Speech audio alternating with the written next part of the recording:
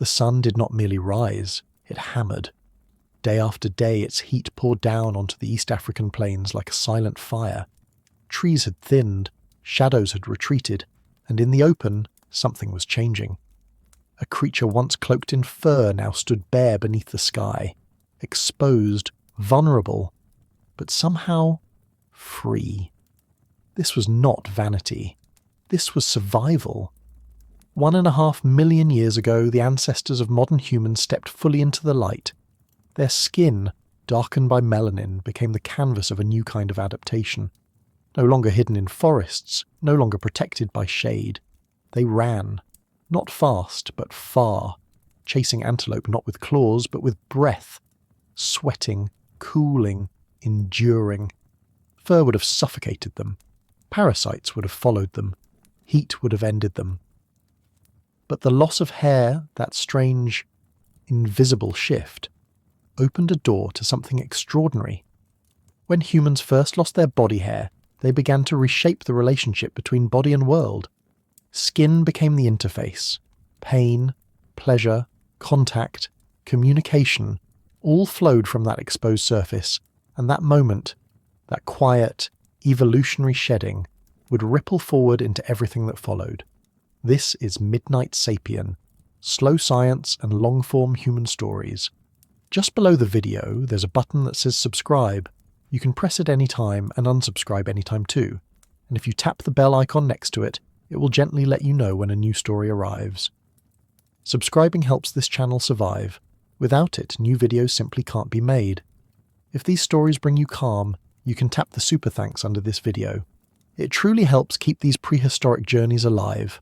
And, I always wonder where these stories are being heard. Where are you listening from? What time is it for you right now? If you feel like sharing, drop a comment. Just as a quiet reminder, we're all listening together. Also, if you drift off, that's okay. Timestamps are in the description in case you wake up later. We start with a shadow. The first poetic subject. A body made bare.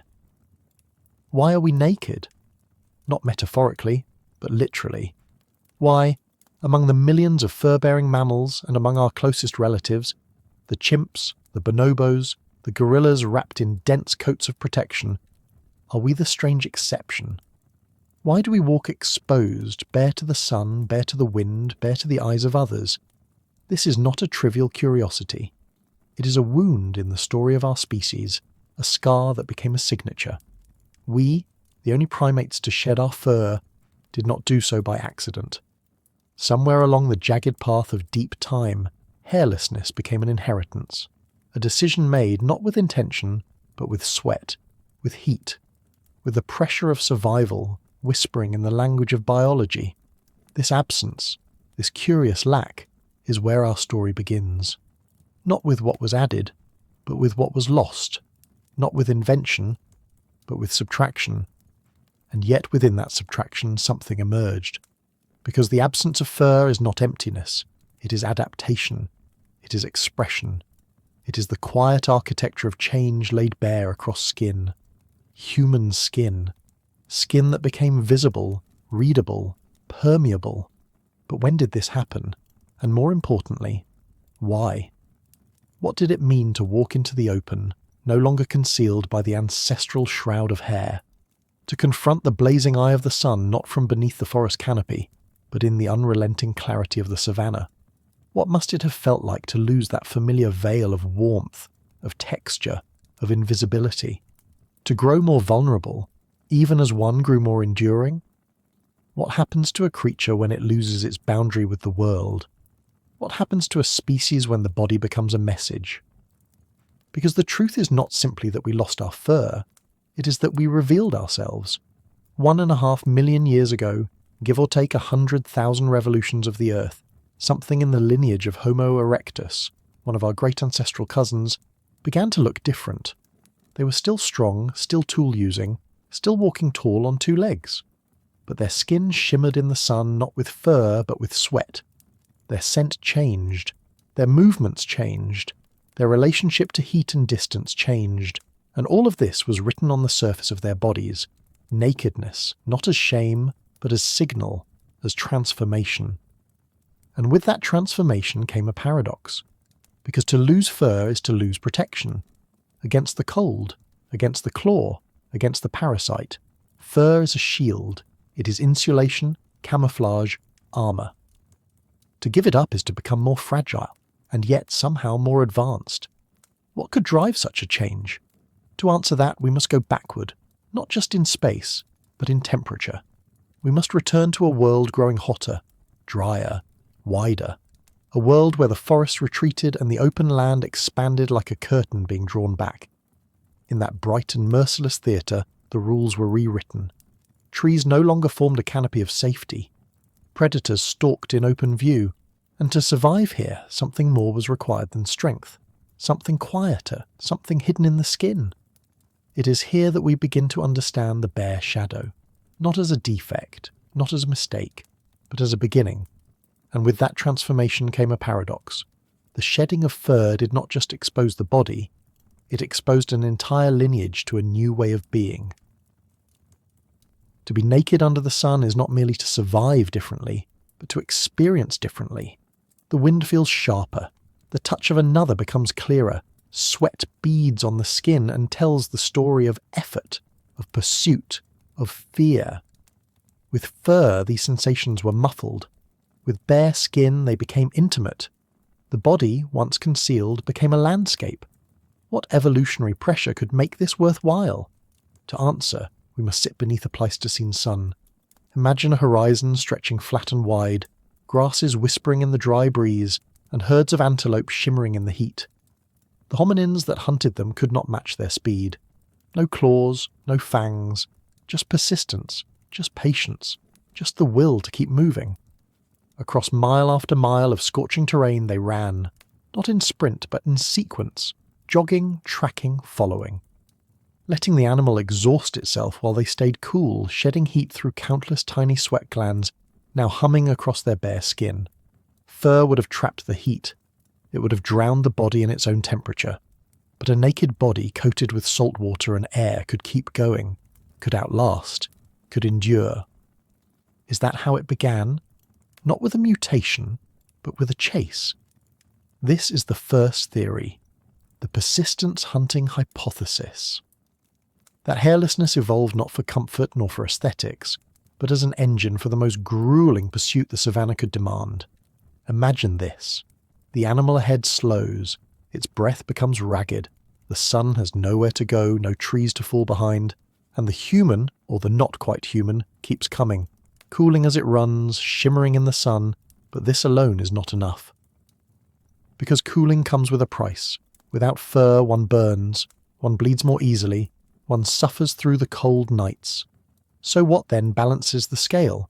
Some have pointed to parasites, lice, fleas, ticks, creatures that thrive in fur, in damp nests, in matted coats. Strip away the fur and suddenly these blood drinkers have nowhere to hide. Naked skin is easier to groom, to keep clean. Could this have been part of the story? A war not of spears and bones, but of bites and itches. Or perhaps the answer lies not in what hairlessness removed, but in what it enabled. Communication, expression, the visibility of health, of emotion, of intention. A face no longer covered in dense hair could show more than a snarl. It could blush, pale, twitch, frown. It could reveal fear without a sound, attraction without a word. Was our bareness the beginning of our openness? Even today, the human face is an arena of signals. Muscle and blood and breath work together to create language beneath language, and all of it rests on visibility. So then the question deepens. Was the loss of fur not a vulnerability, but a strategy? And if so, what kind of species uses its own body as a canvas? What kind of ancestor steps willingly into exposure, not just to sun and wind and pain, but to one another? To be visible is to be known, and to be known is to surrender control. The furred body can hide its injuries, disguise its arousal, obscure its sickness. The naked body cannot. Human skin became not just a biological surface, but a social surface, a map of intention, trust, truth. evolution carved new meaning into our visibility. The body, now without fur, became a mirror. And that mirror began to reflect more than heat. Consider for a moment the sensation of embarrassment, the blush that rises, involuntary from the skin. It is a biological betrayal, a signal we cannot mute. It reveals shame, attraction, guilt. But it is only possible in a species that has nothing to hide behind. The same is true for pallor, for sweat, for the sudden bloom of red that rushes across the face in fury or fright. Nakedness allowed the inside to come to the surface, to become readable. Was this a burden, or was it the beginning of empathy? Because in a world of exposed bodies, reading others became survival. Who is wounded? Who is healthy? Who is aroused? Who is afraid? These were not just social questions. They were existential ones. A single glance could reveal what an entire coat of fur might have concealed. The tribe became more connected, more in tune, more aware. Does this mean we chose nakedness not only for endurance, but for connection? It's difficult to say where function ends and meaning begins. In evolutionary terms, every trait begins in silence. A chance mutation, a shift in environment, a subtle push across generations. But some traits carry echoes far louder than their cause. Hairlessness may have started as thermoregulation. It may have helped us chase antelope or flee lions, but it also changed the way we looked at each other, the way we touched, the way we desired, the way we feared. And that shift did not happen all at once. It was slow, geological slow, a follicle here, a gland there. Over hundreds of thousands of years, bodies began to shimmer differently, darker, slicker, more adaptive. The shift was not uniform. Even today, humans vary greatly in hair thickness and distribution. But the general arc was clear. The heavy coat of our primate cousins gave way to something more exposed, and where there was once protection, there now stood vulnerability, or perhaps something even stranger, a new kind of strength. Because to live in one's skin is to risk everything. Cold becomes sharper, scrapes become deeper, nights are colder, days hotter. But with that risk came new forms of mastery: fire, shelter, clothing, tools, each one, in some way, born from the need to protect this new, sensitive body. The hairless body demanded culture. It demanded innovation. Could it be that the body made the mind? Could the decision, unconscious, unchosen, to lose our fur have forced us toward everything else we would become? To walk into the world unarmored is not just a biological fact, it is a philosophical stance. A naked animal must think ahead, must plan for shade, for warmth, for protection. The hairless body became a demand, an evolutionary whisper that said, adapt or perish. And in meeting that demand, early humans did something remarkable. They began to extend their bodies through invention. A handful of dried grass became insulation. A stitched hide became warmth. Fire, once feared, became a friend. From the moment skin was left unguarded, the world itself was invited to help cover it. The environment did not just shape the body, in its new bareness, began to shape the environment in return. And still, something deeper was unfolding. Because the exposed body is not just an object to be protected, it is also an object to be seen. And once seen, it must be interpreted. The bareness of skin introduced not only new sensations but new emotions: shame, pride, seduction, vulnerability. From these, social dynamics began to shift. Who could be trusted? Who could be approached?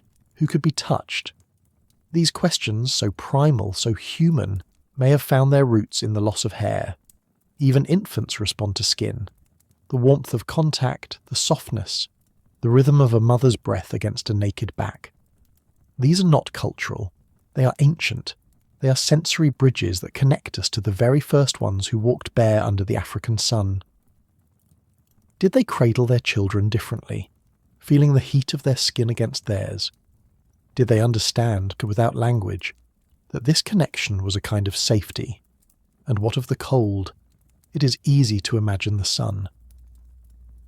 To see the shimmering mirage of heat driving humans out of their fur. But what of the night? The sudden drop in temperature, the wind curling over the grass. Did they huddle closer? Did fire become not just a tool but a ritual, a daily return to warmth, to safety, to light on skin? The loss of fur made heat a necessity, but in that necessity new behaviours emerged, behaviours that would one day become stories. And what of death?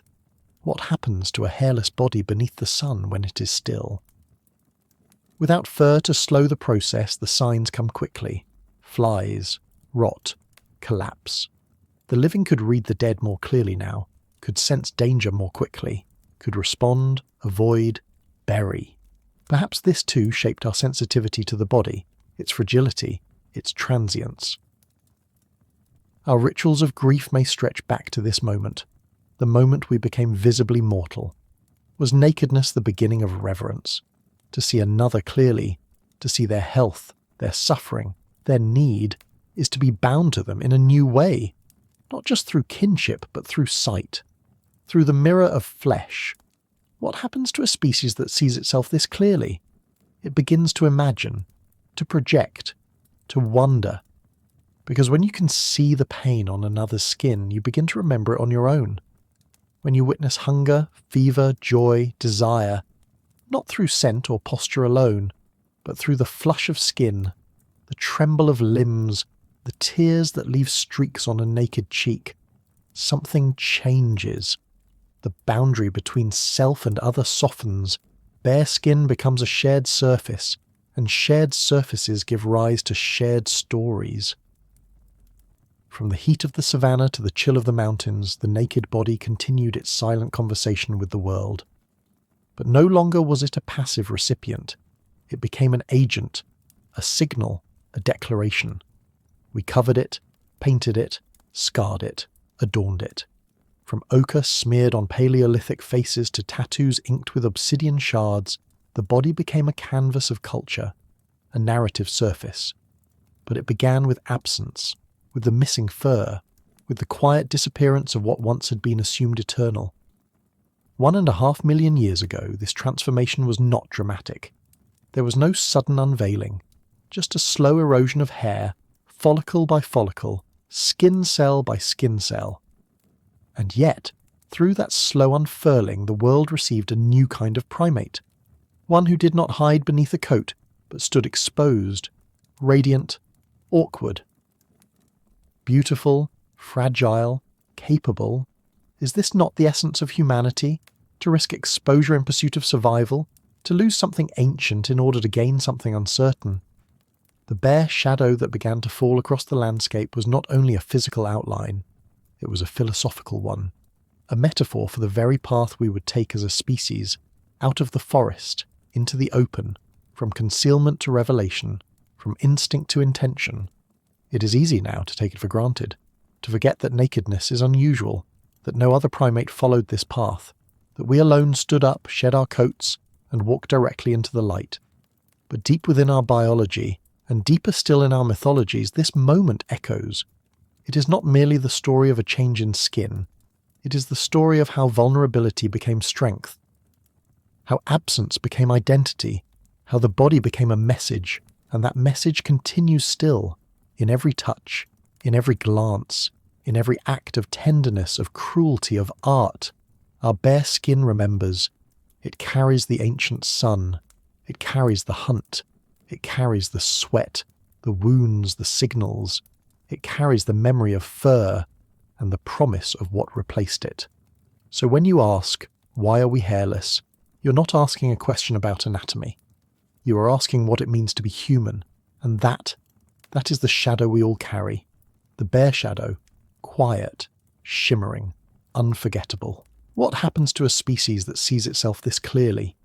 It begins to imagine, to project, to wonder, and then, inevitably, it begins to adapt, not only to itself, but to a world that no longer resembles the one it was born into. 1.6 million years ago, East Africa was changing. Not gently, not gradually, but with the grinding force of tectonic breath.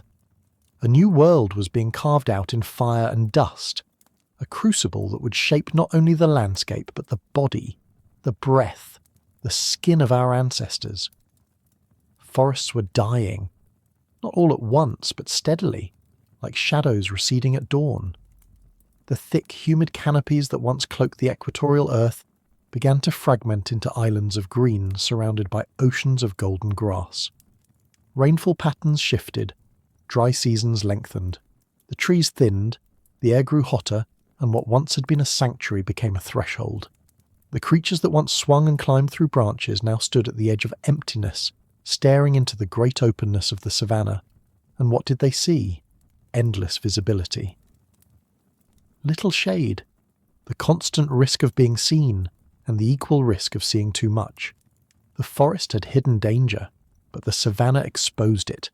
Predators became silhouettes against the horizon. Herds became waves of movement across the dry plain. Time itself began to move differently in this new theatre. Longer, hotter days, cooler, restless nights. The rhythms of the world had shifted, and with them, the bodies that moved through it. It was in this world that Homo erectus emerged. Not born exactly, evolution does not deal in clear beginnings, but revealed, as if sculpted by the hands of drought and distance. Taller than their predecessors, slimmer, more efficient, built not for leaping from limb to limb, but for walking, endlessly, tirelessly, across the baking earth. They did not sprint like cats or gallop like antelope. They endured. Their strides were long, their frames economical, their minds already deepening, attentive to pattern, to motion, to change. And their skin was different. Why? Because the savannah did not forgive heat. A body wrapped in fur under that equatorial sun would boil from within. Sweat would collect beneath the hair, offering little help and much harm. But a hairless body, or one on the path toward hairlessness, could release heat with ruthless efficiency, evaporate it, breathe through the pores, use the skin as a cooling engine, even as the world around it shimmered with thermal threat. Was this the moment where sweating became salvation? When the body stopped merely reacting to heat and began using it, surviving through it, thriving because of it?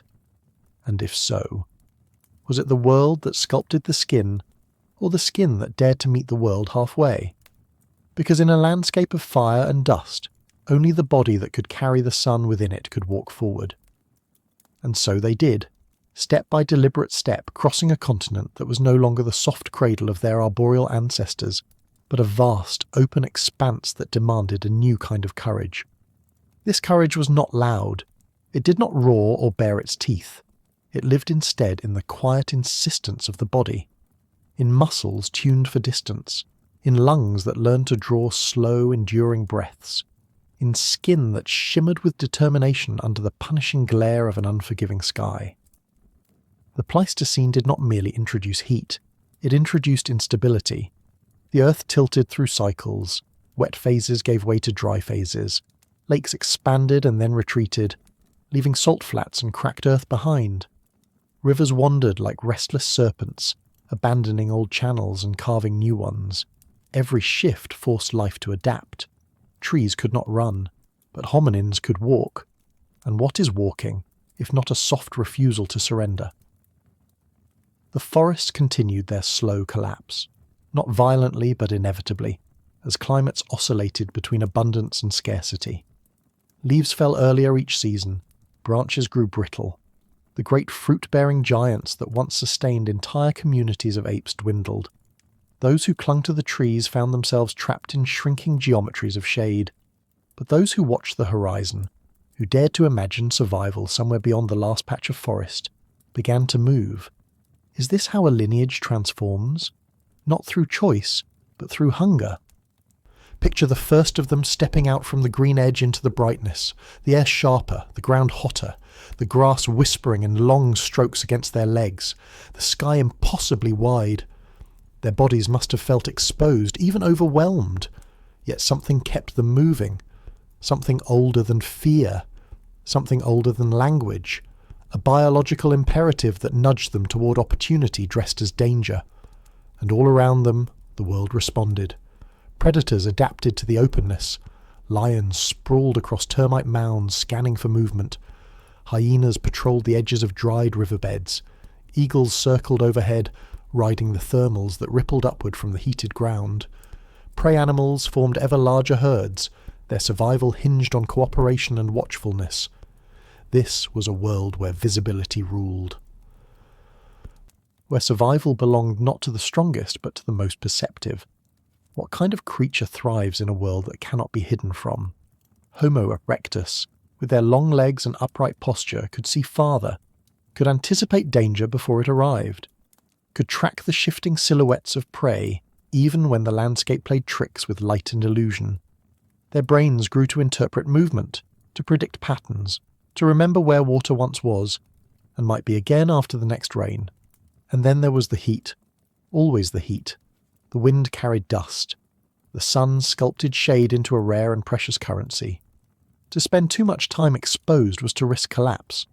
But to leave the forest flush behind, they needed a new strategy, one written into their pores, their blood, their skin itself. Sweat became more than a response. It became a philosophy, a way of existing in defiance of the world's furnace, a device that allowed the body to release the sun's burden drop by shimmering drop. But this adaptation belonged only to the body that embraced its bareness. And so the question lingers, did the savannah strip away the fur, or did the emerging nakedness invite the savannah to become home? What happens when the environment reshapes the flesh, and the flesh reshapes the environment in return? The answer, as always, is not singular. It unfolds across centuries, across generations. Evolution is not a conversation. It is an echo. It is not a design, but a drift, shaped by pressure, by opportunity, by the unforgiving hands of climate and hunger. The Pleistocene, with its rhythmic chaos, gave no mercy and no margin for error. It offered only one constant: change. And in the midst of this, Homo erectus persisted. They moved across regions that today form Ethiopia, Kenya, and Tanzania, lands that once held forests, then mosaics of woodland and grassland, and finally open savanna. We find their footprints not in stone tools alone, but in the very sediment that drank their sweat. Their presence is written into the volcanic tuff, into the eroded channels where water once ran. They were there when the rain withdrew. They were there when the grass grew tall and brittle. They were there when fire danced across the land. Yes, fire, a companion and a threat. Lightning strikes, in the absence of moisture, became arsonists. Fields ignited, animals fled, and the scent of smoke became as familiar as the scent of rain once was. Some researchers believe that Homo erectus was among the first to tame this phenomenon, not to create fire from nothing perhaps, but to harness it when it appeared, to carry embers, to feed the flames, to draw circles of warmth and safety into the darkened nights. Is it a coincidence that nakedness and fire seem to walk together? Fur protects against chill, but in the absence of fur, warmth must be summoned, must be maintained. Fire became skin's surrogate, not just for cooking, though that too would come, but for survival, for sleeping beneath the stars without succumbing to the cold, for keeping predators at bay, for watching each other's bodies by firelight, interpreting their twitches and breaths, sensing things words had not yet been shaped to carry. And it was under that firelit dome that another transformation took hold. Community. The open world had stripped the forests of their isolating enclosures. It had pulled beings together by necessity. Protection now required numbers, cooperation, shared vigilance. And around those flickering orange cores, something older than speech began to evolve. Memory, observation, intent. The transmission of knowledge not through instinct, but through demonstration. Could it be that the savannah did not just shape the body, but also the bond?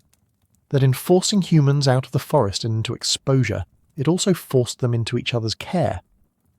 The ecological crucible that forged Homo erectus did not ask only for resilience. It asked for adaptation on every level: anatomical, behavioural, social. It demanded a skin that could sweat, a brain that could watch, a hand that could carry fire, a foot that could walk not just far but together. And perhaps, above all, it asked for a spirit that could endure not only the world's changes, but its own. Because endurance, in this context, is not simply biological, it is existential. To walk upright under a burning sky is to choose visibility over safety. To sweat into the dust rather than hide in the trees is to risk being seen by predator, by kin, by fate itself. And in that visibility, Homo erectus became something more than a survivor. They became a participant in the shaping of time. But how do we know? How can we draw meaning from a fossilized jaw, a stone flake, the charred remains of an ancient hearth? These are not diaries, they are not confessions, they are fragments. But even fragments tell stories, if we know how to listen. The terrain of East Africa preserves more than bones. It preserves the context in which bones were laid. Sediment layers hold the signature of ancient fires. Ashfall beds mark explosive moments. Trace fossils, a foot pressed into damp volcanic mud, freeze a gesture in mid-stride. One step, one decision. And the shape of that foot matters. The arch, the heel strike, the aligned toes. These are not trivial details. They are clues. They whisper of an animal built for walking, not climbing. For distance, not bursts. For watching the horizon, not scanning the canopy. Homo erectus was leaving behind more than trees. They were leaving behind the past. Not deliberately, not with a goal, but inevitably. The world they faced did not reward specialization. It rewarded flexibility, generalism, the ability to shift, to experiment. They scavenged. They hunted, they migrated, and through all of this the climate kept changing. Wet periods would return, but never for long. Aridity always followed. Patterns became rhythms, rhythms became tests, and the test, always, was survival through transformation. In this space, the skin told the story. Human ancestors did not become naked overnight. Hair density would have decreased slowly, across countless generations. Some regions of the body retained their coverage. Others began to open, to the sun, to the air, to others. The eccrine glands, tiny sweat factories that became more numerous, more efficient. A sheen of perspiration across exposed skin turned danger into cooling. Evolution sculpted a new interface between body and world. And what did the world give in return? A canvas of uncertainty, a place where no shelter was guaranteed. Where the very air itself could strip moisture from the lungs, where the pursuit of game might stretch into days, where failure meant not just hunger, but extinction. In this place, every cell mattered, every breath, every drop of water. And yet Homo erectus continued to expand, not just across Africa, but eventually into Eurasia, into lands colder and more treacherous still. Why did they leave? Were they pushed by drought, by dwindling resources, by the slow death of familiar trees? Or were they pulled by something deeper, a restlessness in the body that had already been shaped by movement? A mind that had begun to hold maps, not of territory, but of memory. A will not only to survive, but to search. What happens to a species that walks farther than it needs to? It begins to become something else, not just anatomically, but psychically. A creature shaped by distance learns to anticipate, to imagine. It becomes a planner, a rememberer, a dreamer. Its muscles move through space, but its thoughts move through time. And perhaps that is the quiet revolution sparked by the savannah, not only in the way it reformed the human body, but in how it reoriented the human mind. The world of fire and dust was not a world designed for ease. It was an arena, a proving ground. Trees no longer offered their embrace. Shade had become a flickering privilege, a moment of cool mercy beneath the acacia or the sparse baobab. And so the body hardened, not with armour, but with openness. The skin became the mediator. It cooled the blood, it bore the wind, it absorbed the light, and in doing so, it redefined what a mammal could be. Because sweating is not a minor detail. It is a declaration. To cool by evaporation is to carry your own defence. It is to shed water not as waste, but as wisdom. Eccrine sweat, that thin, salty liquid, marked a turning point in our lineage. No other primate relied on it to the same degree. No other animal combined it with bareness to this extreme. It is, in its quiet way, one of the most human things about us. And like all human things, it comes with a cost. Water, salt, vulnerability. In the absence of shade, dehydration can spiral toward death in a matter of hours. To sweat is to gamble, to exchange safety now for survival later. But it works, and it worked then. It allowed Homo erectus to move when others rested, to hunt in the heat, to walk into the day, not away from it. It allowed them to endure the rhythms of a planet still groaning into its current shape. They moved with fire at their backs and dust at their heels, and what was left behind? Footprints, tools, ash, silence, but also something else, something alive still in us. The body that you inhabit now, wherever you are listening, is shaped by that age. The pores on your skin, the way sweat emerges in tension or heat, the long tendons in your legs, the rhythm of your stride. All of it began there, beneath that sun, among those dying trees, in a world where survival demanded exposure and motion and patience. We often think of evolution as adding a new limb, a better brain, a sharper eye. But sometimes it is subtraction that changes everything. The forest was taken, the fur was lost, the certainty of shelter disappeared, and from that absence came something extraordinary. The emergence of Homo erectus was not simply a step forward. It was a shedding, a stepping out, a revelation. They met the world as it was, harsh, bright, merciless, and they did not retreat. They walked into it, and with each step they became more like us. They walked into it, into the brightness, into the furnace, into a world where heat was not just an obstacle, it was an ever-present presence, relentless and indiscriminate. There, beneath the African sun, Homo erectus did not merely endure the heat, they absorbed it, they danced with it. They learned, over thousands of generations, not to fear the burn, but to master the art of staying just below the edge of combustion. Their secret, not tools, not fire, not weapons, but sweat. Sweat. A single word that feels almost mundane now, almost invisible in its familiarity. But it is one of the most radical biological innovations in the story of human survival. And not all sweat is the same. What emerged in the lineage of Homo erectus was a unique and powerful system, a body flooded with eccrine glands, scattered not in small patches, but across nearly the entire surface of the skin. Tiny, tireless mechanisms of moisture and salt, pumping steadily to keep the core cool while the outer world baked. No other primate possesses this system so completely. Chimpanzees, our closest cousins, sweat too, but their primary cooling method lies in panting.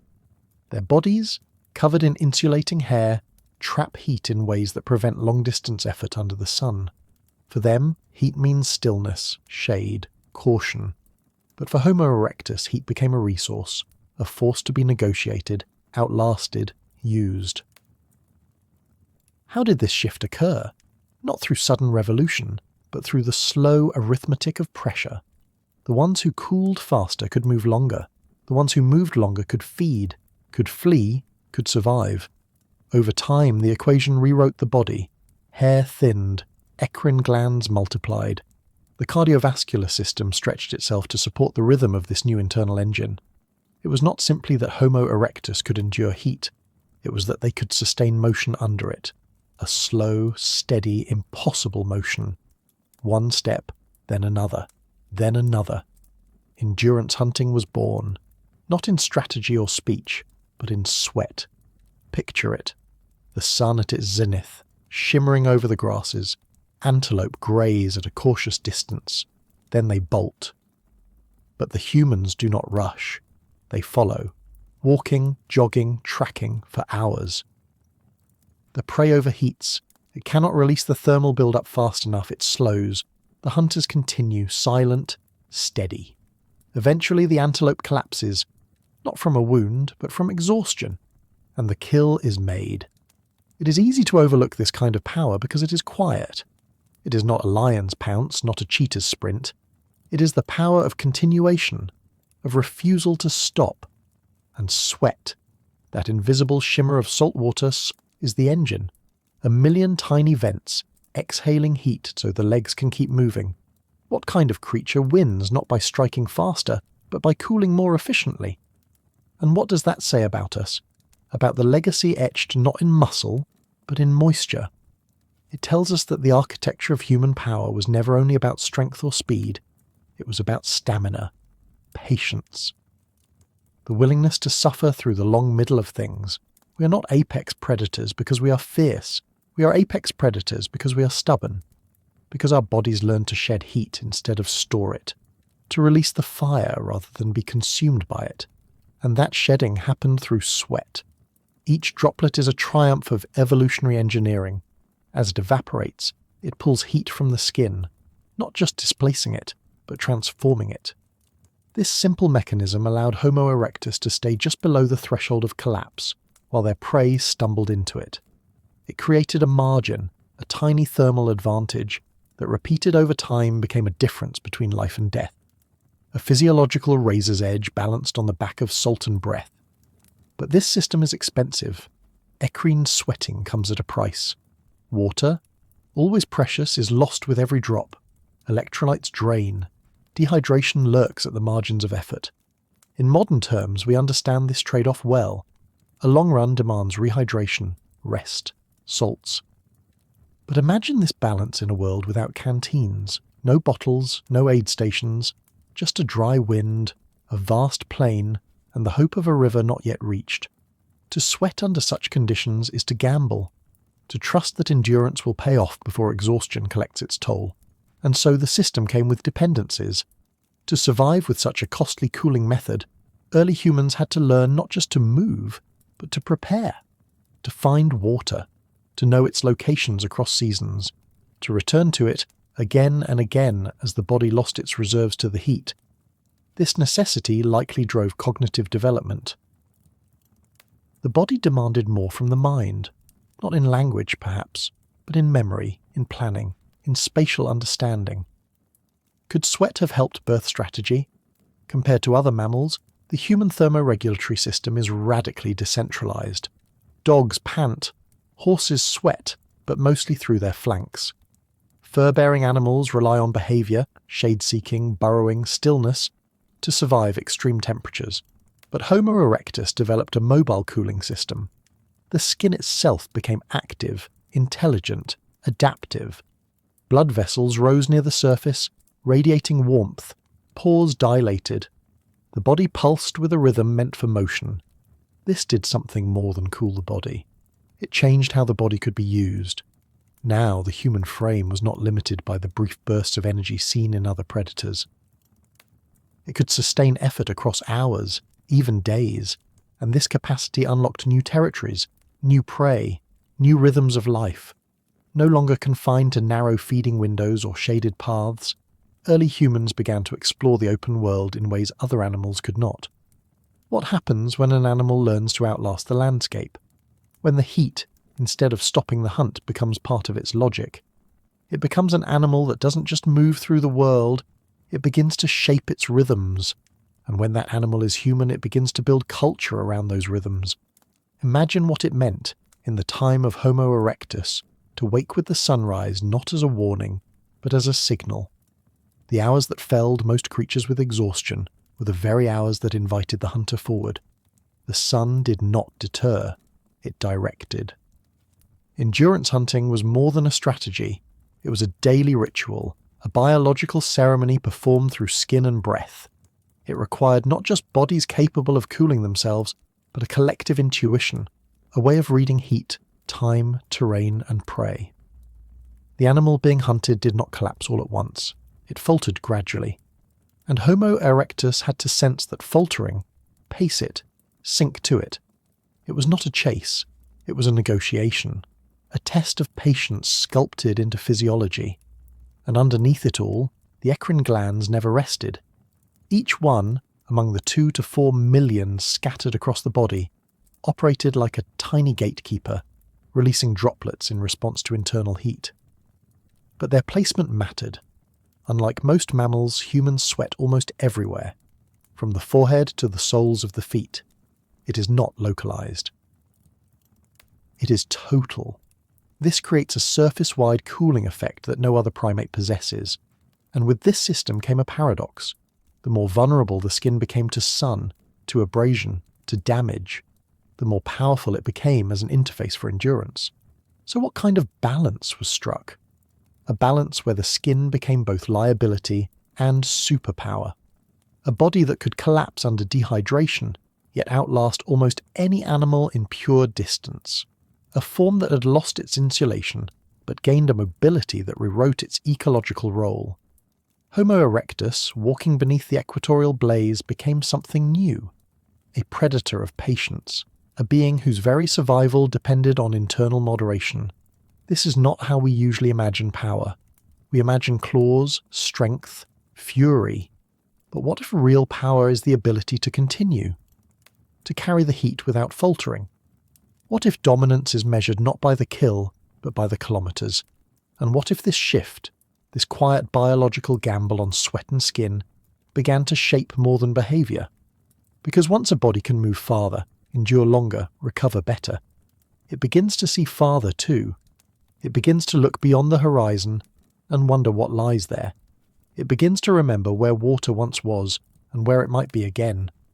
And slowly, almost invisibly, the capacity to cool the body becomes the foundation for something even more human. The capacity to imagine. It begins not in language or art, but in movement, in planning, in endurance. When Homo erectus learned to sweat efficiently, it wasn't merely adapting to heat.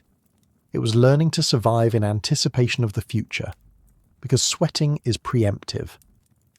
It begins before overheating occurs. It requires the body to monitor itself, to anticipate what's coming, to respond before it's too late. In this way, thermoregulation through the skin mirrors a deeper cognitive function, foresight. And foresight changes everything. To cool proactively is to behave as though the future matters. It's a form of primitive prediction, encoded not in conscious thought, but in physiology. And as Homo erectus followed their prey across the savannah, guided not by speed but by the subtle clues of animal fatigue and environmental cues, their bodies pulsing with evaporative efficiency, the mind began to follow the body's lead. Strategy emerged not from abstraction, but from sweat. But how does our sweating compare to that of other animals? The contrast is profound. Most mammals do not sweat at all. Cats lick themselves, spreading saliva to cool. Dogs pant, exchanging heat through their breath and tongues. Horses come closest, sweating visibly along their bodies, though even they lack the skin-wide distribution that humans possess. Primates, our closest relatives, perspire through apocrine glands, those associated with hair follicles, and their eccrine glands are few, limited mostly to the palms and soles. Only humans evolved to turn the entire skin into a cooling canvas. This adaptation allowed the body to become a moving engine, one that could operate in the most thermally demanding environments on Earth. But to make that possible, hair had to thin. Fur had to disappear. Without that, the sweat would trap, saturate, and suffocate. Cooling wouldn't happen. Efficiency would be lost. So the shift to sweating was not isolated. It was intertwined with nakedness, with pigmentation, with the very fabric of who we would become, and all of it came with a steep cost. Because for every drop of sweat shed in service of endurance, hydration had to be replenished.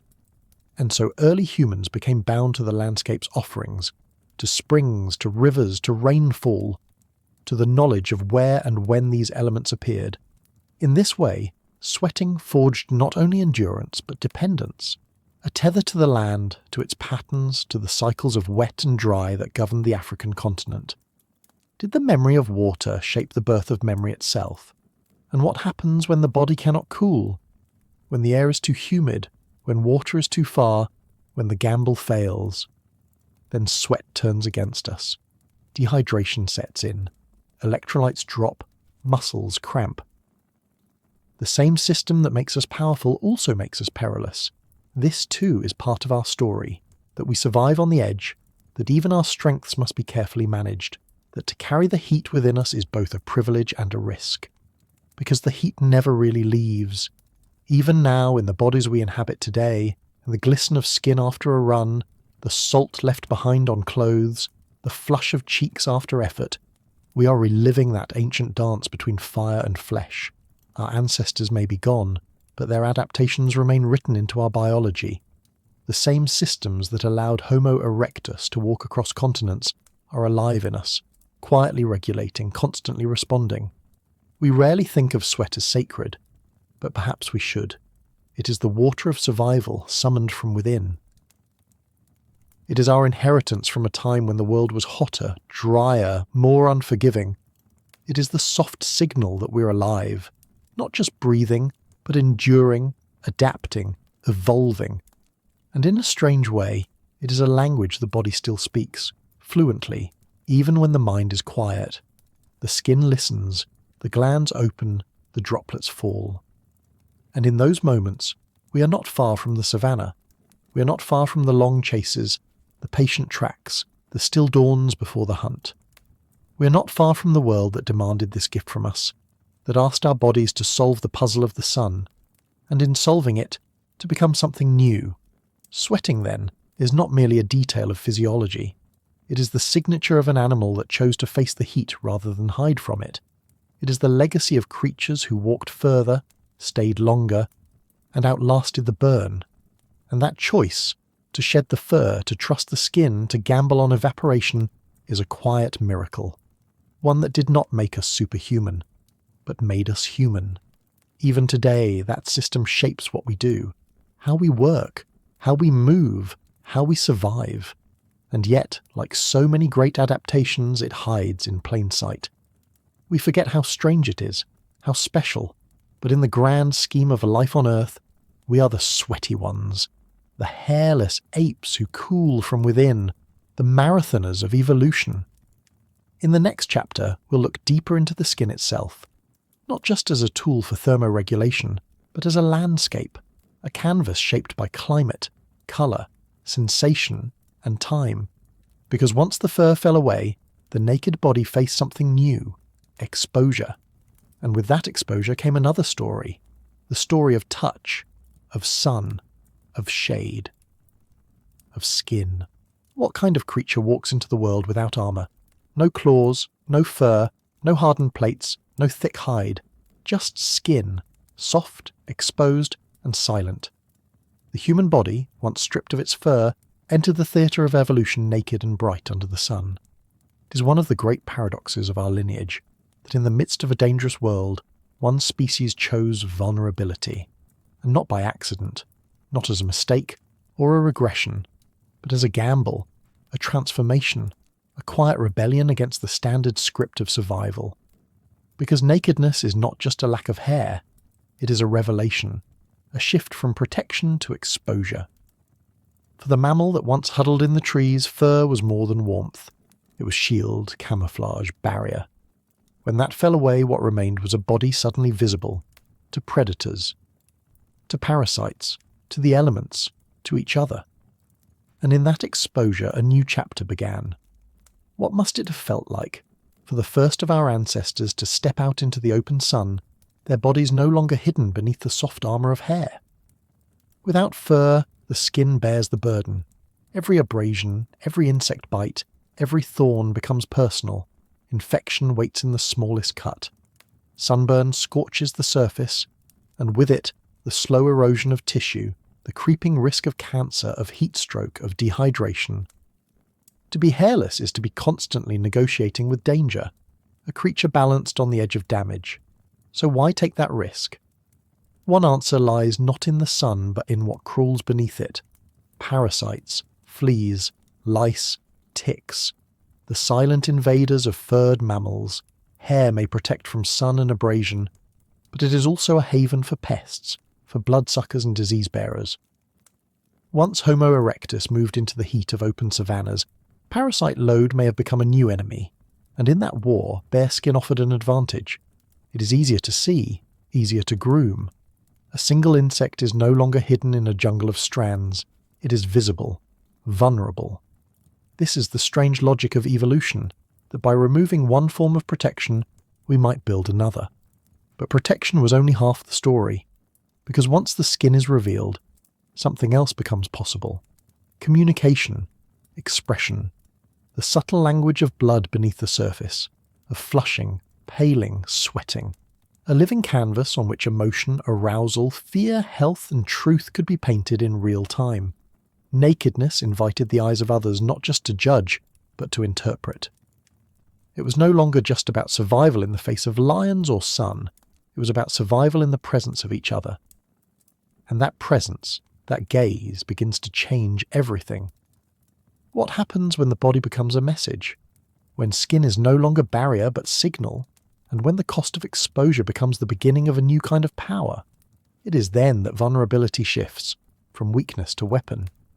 Because when your body speaks before your mouth does, when your skin tells the truth of your condition, your hunger, your arousal, your fear, you enter a new kind of social world. One where transparency is not optional, where intentions are painted directly onto flesh. And from that nakedness comes a new form of survival, social cohesion. The human body, once bared by evolution, became not just a thing that functioned, but a thing that signalled. We see it even now, the blush of embarrassment, the pallor of fear, the flush of exertion. These are not accidents, they are biological broadcasts, honest, involuntary signs that bypass language entirely. And in early human societies they would have mattered. In a species that increasingly depended on cooperation, for hunting, for parenting, for defending territory, the ability to read one another became critical. Fur obscures, skin reveals. And in this revealing, early hominins may have developed new pressures, not just to survive the elements, but to manage appearances, to present health, to attract, to avoid suspicion, to inspire trust. Nakedness turned the body into a screen, and others became its audience. This feedback loop of signalling and reading, of revealing and responding, may have laid the groundwork for the complex emotional intelligence that would come to define our species. But the stakes were still high, because the sun never relented. Parasites were only part of the threat.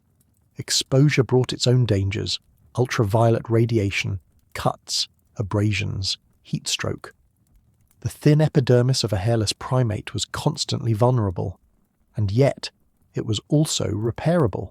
Skin heals, it regenerates. Perhaps in exchange for fur's protection, evolution gave us a new kind of resilience: regenerative skin, responsive immunity, darker pigmentation to shield against solar damage. Indeed, as fur vanished, melanin surged. Pigmentation wasn't just aesthetic, it was armor, a layer of chemical defense built cell by cell to filter sunlight, to slow the damage of rays, to protect the genetic code beneath. In this way, the loss of fur wasn't a surrender, it was a trade, a shift from passive insulation to active modulation, from hiding the body to managing it. This constant negotiation between weakness and strength, risk and adaptation, became the signature of our evolution. To be human was to be unfinished, always in flux, always adapting to the tension between what we lost and what we gained, between softness and strength. And nowhere was this more visible than on the skin. Because once the skin became message and medium, the story of our species changed. It was no longer just a tale of muscles and tools.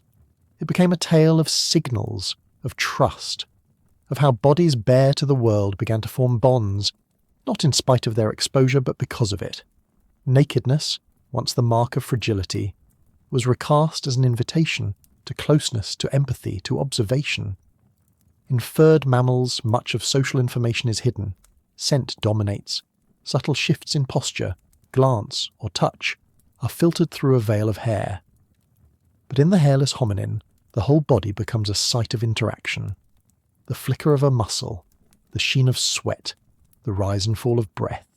Each moment becomes visible, legible. The surface becomes story. And this visibility is not just for others. It changes how the self is felt. To touch bare skin is different than to touch through fur. It is direct, immediate. Infants, born helpless and hairless, require warmth, contact, skin-to-skin regulation, and so the absence of fur amplifies the need for physical intimacy.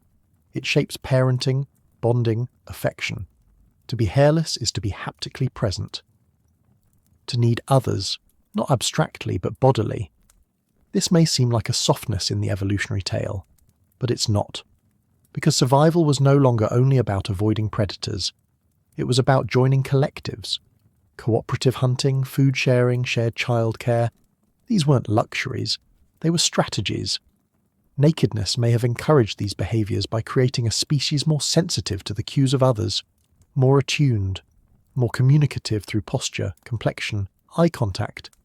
As hair vanished, social intelligence surged, but still the danger remained. A body without fur is an open question to the world. It asks, can you protect yourself another way? And Homo erectus answered with tools, with fire, with planning. Technology began to do what hair once had: shelter the body, regulate its warmth, deter its enemies. In this sense, the loss of fur may have been one of the earliest nudges toward external solutions. To invent clothing is to acknowledge exposure. To wield fire is to reshape the climate around you. Each step was a reply to the naked condition, but these replies did not erase the body's new role. Even under a pelt or beside a flame, the human skin remained a screen of truths. And perhaps the greatest of these truths was this: that nakedness could unify, that to be exposed is to be seen, and that in being seen, in all your fragility and sweat and colour, you might also be understood.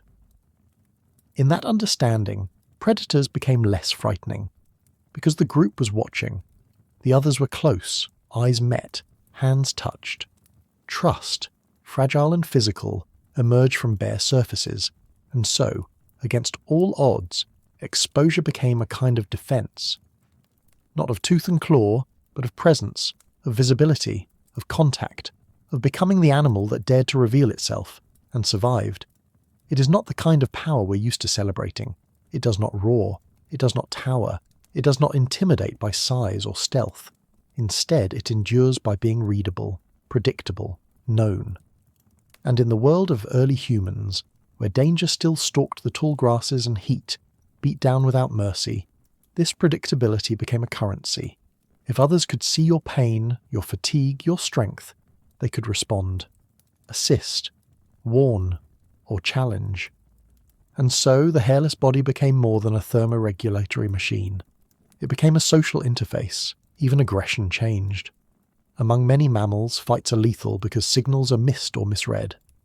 With fur gone, human ancestors developed visible tension in the face, in the jaw, in the flush of skin. A bare face can communicate disapproval. A bare chest can puff with pride or sink in submission. Conflict could be averted, diffused, rehearsed. And over time, such subtlety may have spared lives, may have made tribes more stable, families more durable.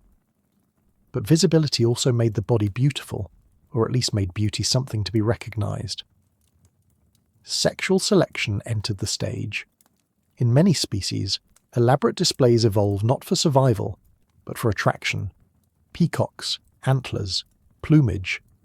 In humans, the canvas of skin offered something different. Not adornment, but expression. Youth, fertility, health. These became visible, especially in bare skin. Coloration, clarity, symmetry. These signs weren't added, they were revealed, and so, nakedness may have sharpened the lens of desire. To be hairless was to be chosen or passed over, not just for strength, but for subtle signs of resilience, of calm, of fertility. In this way, human skin evolved under the twin pressures of nature and culture, of climate and closeness, of the need to survive and the need to be seen. Yet with this visibility came danger of a different kind: injury, infection, scar tissue, skin diseases. Without fur, the cost of a single wound grew higher. Every scrape was a question of immunity, every bite an invitation to bacteria. In a landscape without antibiotics, without antiseptics, healing was never guaranteed. And so, the evolution of skin wasn't just about resilience. It was about surveillance, the constant watching of wounds, the quiet rituals of care, grooming, licking, touching, behaviours seen across primates, likely intensified in early humans as a way to manage this new vulnerability. We became caretakers of the body, not just our own, but each other's, and in doing so, we moved closer still. Nakedness demanded cooperation, hygiene, tenderness. It taught us to notice, to attend, to touch, not just for warmth or mating, but for healing. and slowly these behaviours stitched themselves into culture. From exposure came not only survival, but story. The story of what it means to be watched, and to watch back, to be both hunter and helper, both danger and grace, to be in every moment both predator and prey. It's a paradox we still carry, etched into every inch of skin, this duality of power through softness, of survival through exposure, did not end in the savannah. It followed us into huts, into myths, into mirrors. Even now we negotiate the terms of our nakedness, when to show, when to cover, who sees, and what they see. The bare body is no longer only a biological fact, it is a cultural negotiation. But before it became a symbol or a taboo, it was a tool, a risky, radiant tool, and it was forged in the fire of Pleistocene sun, tempered by wind and grit, and cooled in the shadows of early human kinship. We tend to think of clothing as the great divider, the point at which we became civilized. But it was the loss of fur, that first great shedding, that truly marked our divergence.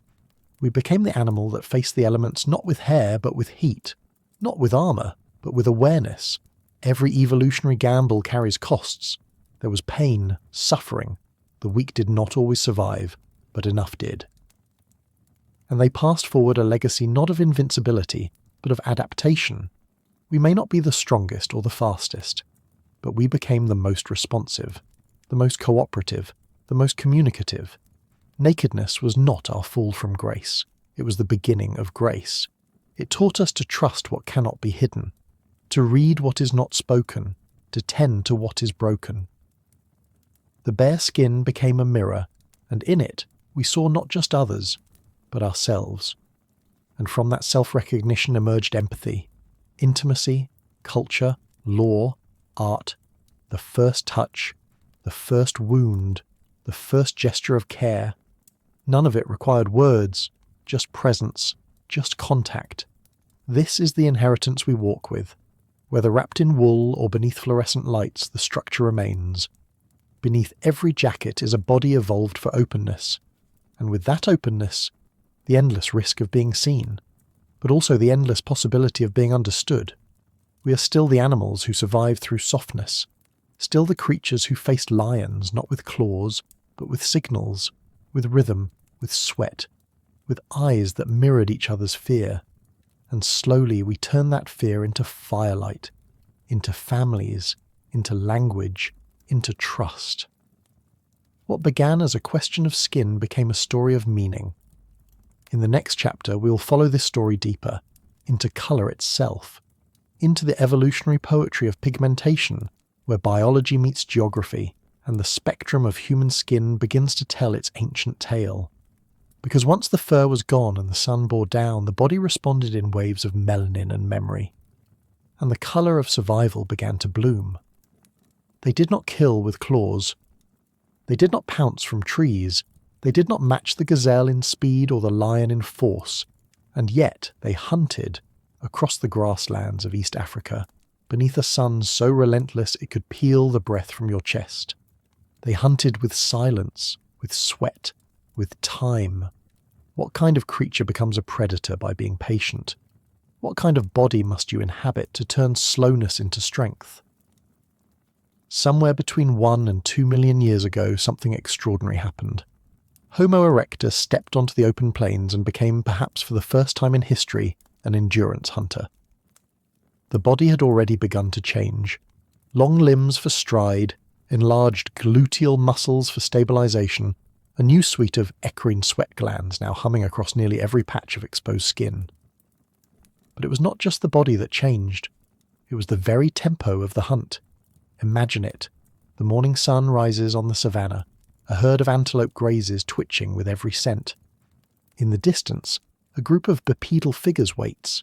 They are slow, unimpressive, unarmed, and yet, as the day begins to warm, they follow, not quickly, not with drama, but relentlessly. The first chase is not about catching, it is about marking. The prey flees, the humans follow, the antelope rests, the humans appear again, over and over, no moment of escape ever lasts, and all the while the humans sweat. Where most mammals pant, humans perspire. Panting works well in bursts, a method of releasing heat through the mouth after short, intense sprints, but it fails under endurance. The mouth must pause to drink, to breathe, to move. Sweating, however, is continuous, uninterrupted. The skin becomes a cooling engine, shedding heat across the entire body surface, drawing internal fire out through a shimmer of salt. This was not an accident. It was an innovation. The evolution of hairlessness, coupled with the proliferation of sweat glands, created a physiological revolution. It allowed our ancestors to keep moving when others had to stop, to push forward while their prey collapsed from heat and exhaustion. But what kind of mind hunts like this? What kind of intelligence does it take to follow a single animal, step by step, across 10 miles of open terrain, tracking prints, droppings, heat patterns, memory, for hours? This was not brute force. This was cognition, spatial memory, strategy. The hunt became a moving puzzle, one that required not only vision but patience, endurance, and above all, commitment. Once the chase began, there was no turning back, no second wind. It was predator and prey bound together in a spiral of attrition. One losing water, the other leaking sweat, one slowing, the other steady. This was the silent hunt, a weapon forged not from stone or bone but from discipline, and the body became the blade, not sharp like a fang, not curved like a claw, but honed by repetition, precision, and rhythm. Persistence hunting was not about the moment of the kill. It was about everything that came before, the hours of tracking, the tuning of breath to pace, the fine-tuned listening not just to hoofbeats or wind, but to your own fatigue. To hunt like this was to know your limits and then outlast them. It was to become part of the heat itself, to lean into the landscape, into the long silence of the savannah, and to move with a tempo slow enough to be ignored, fast enough to close the distance, constant enough to never let go. And so, the hairless body, drenched in sweat, became invisible in a new way, not by hiding in shadow, but by refusing to stop. Prey, when stalked by a lion, is prepared for a sprint, for a flash of death. But when stalked by the sweat-drenched upright walker who never disappears, it becomes confused. The rules change. Panic becomes exhaustion. Fear becomes overheating, muscles cramp, legs fail, and in that final moment, not of struggle, but surrender, the human emerges, calm, breathing steadily, ready. This was not the only kind of hunting in prehistory, of course, but it may have been among the first truly human ones. It required no traps, no arrows, just eyes, skin, sweat, and the will to move when everything else stood still. What's more astonishing is that echoes of this behaviour still exist. Among the Kalahari San of southern Africa and the Raramuri runners of northern Mexico, among certain Aboriginal groups and East African pastoralists, persistence hunting has been observed, recorded and studied. In these communities, hunters will pursue antelope, kudu or ostrich for hours across sun-scorched plains. They rely on knowledge of animal movement, on reading subtle changes in gait or hoofprint, and above all, on endurance. And what allows that endurance is not just muscle or mindset, it's cooling. Without effective thermoregulation, the body fails, muscles overheat, the brain misfires. But sweating, consistent, effective sweating, allows core temperatures to remain stable even under extreme effort. And for that sweat to work, fur had to go. Air must reach skin. Water must evaporate. The naked body becomes a wick for its own survival. This isn't passive. It's active, strategic. Evolution didn't simply remove fur. It transformed the body into a hunting system, a heat-powered, time-driven, moisture-balanced pursuit engine.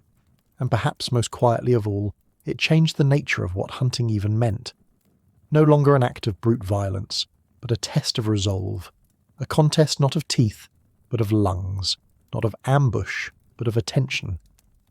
To be human in this context was not to dominate through terror, it was to endure through silence, and in that silence, to become the last animal moving. There is something deeply eerie about that image, a herd long gone, a landscape emptied of sound, and one figure upright, glistening, steady, still walking, not chasing anymore, just closing the final gap. The prey lies ahead, staggering now, body overheating, instincts confused. It was never caught by surprise. It was not tricked. It was simply outlasted. Persistence hunting in this way becomes a kind of meditation, a dialogue between body and earth, between lungs and distance, between heat and resolve. And this dialogue shaped the human form, everything from our long Achilles tendons, storing and releasing energy like a spring, to the large gluteal muscles that stabilize the pelvis during upright locomotion, to the arch of the human foot, designed not for climbing trees, but for absorbing impact and launching forward, all speak to a life spent on the move. The body became a narrative of pursuit. But it was the skin, again, that made this story possible. We often think of the brain as the defining organ of humanity, and in many ways it is. But the skin tells a different story. The skin is not just the boundary between self and world. It's a communication channel, a regulator, a warning system, a cooling surface, a social canvas. In the hunt, it becomes the engine of survival. As internal heat rises from exertion, sweat glands activate, releasing moisture across the skin. As that moisture evaporates, it draws heat out of the body. But for this to work efficiently, fur cannot be present. Hair traps moisture, inhibits airflow. Evolution made a decision: lose the coat, gain the chase. And it worked. Yet there were costs. Sweat requires water. Constant sweating demands constant hydration. In hot environments, early humans were at risk of dehydration long before they were at risk of predation. This meant locating water sources, storing knowledge of seasonal streams, even transporting water in primitive containers.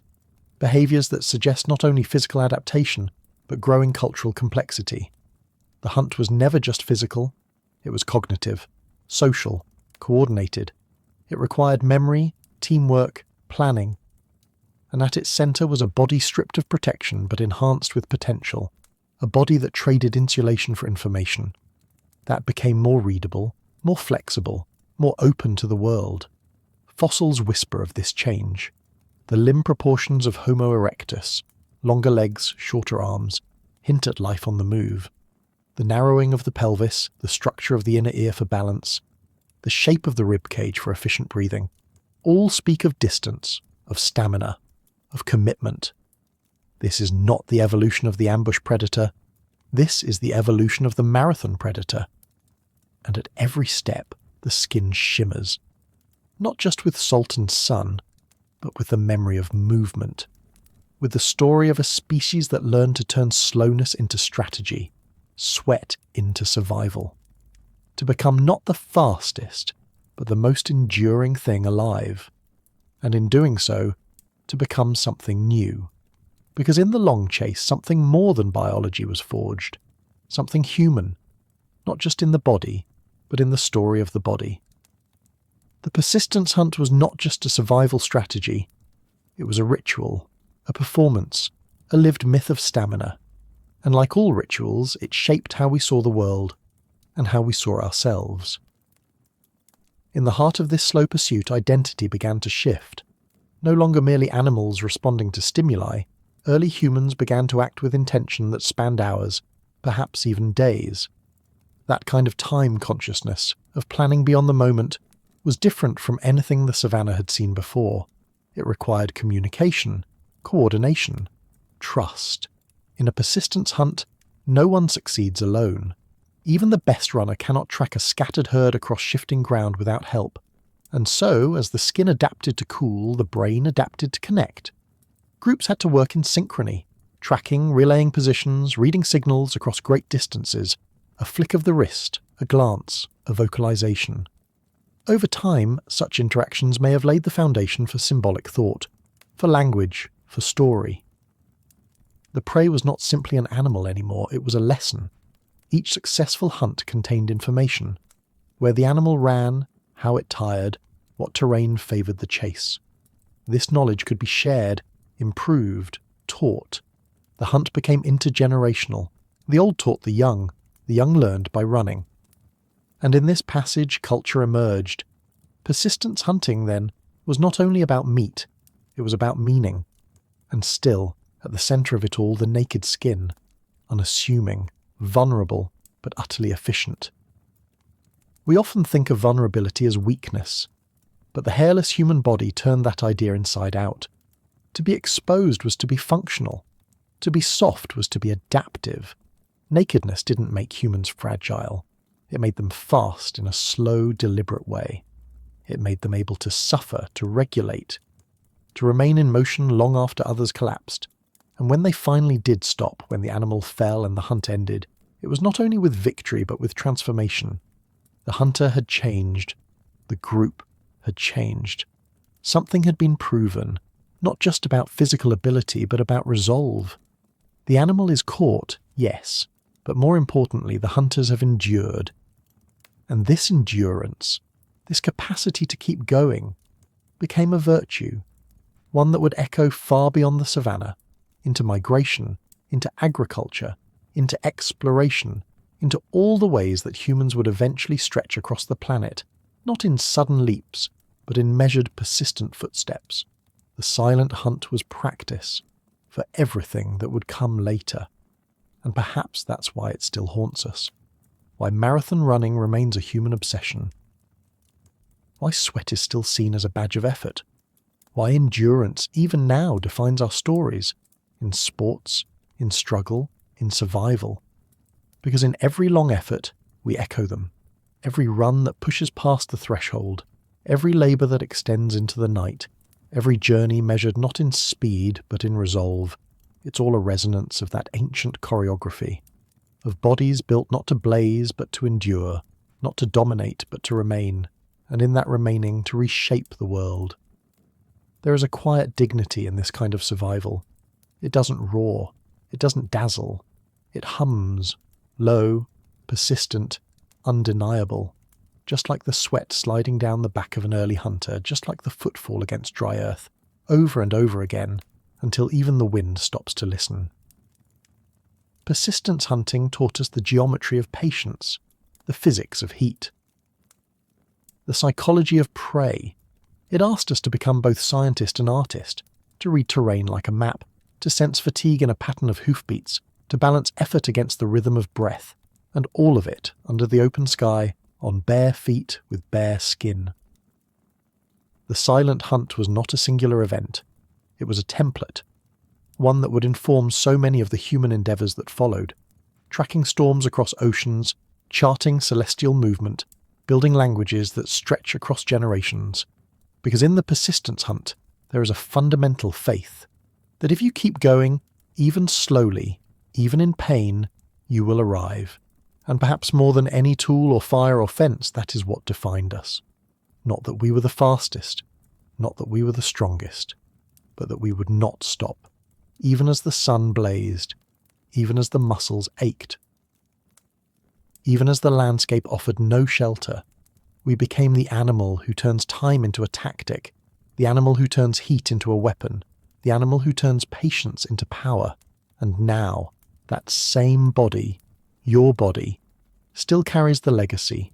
Every pore, every gland, every tendon, the ability to move beyond the panic of the moment and into the steadiness of pursuit, the wisdom to let others sprint while you simply continue. You're a descendant of the long chase, and that chase is not over. It reappears in every endurance test we face, personal, planetary, emotional. It asks us, again and again, will you keep going?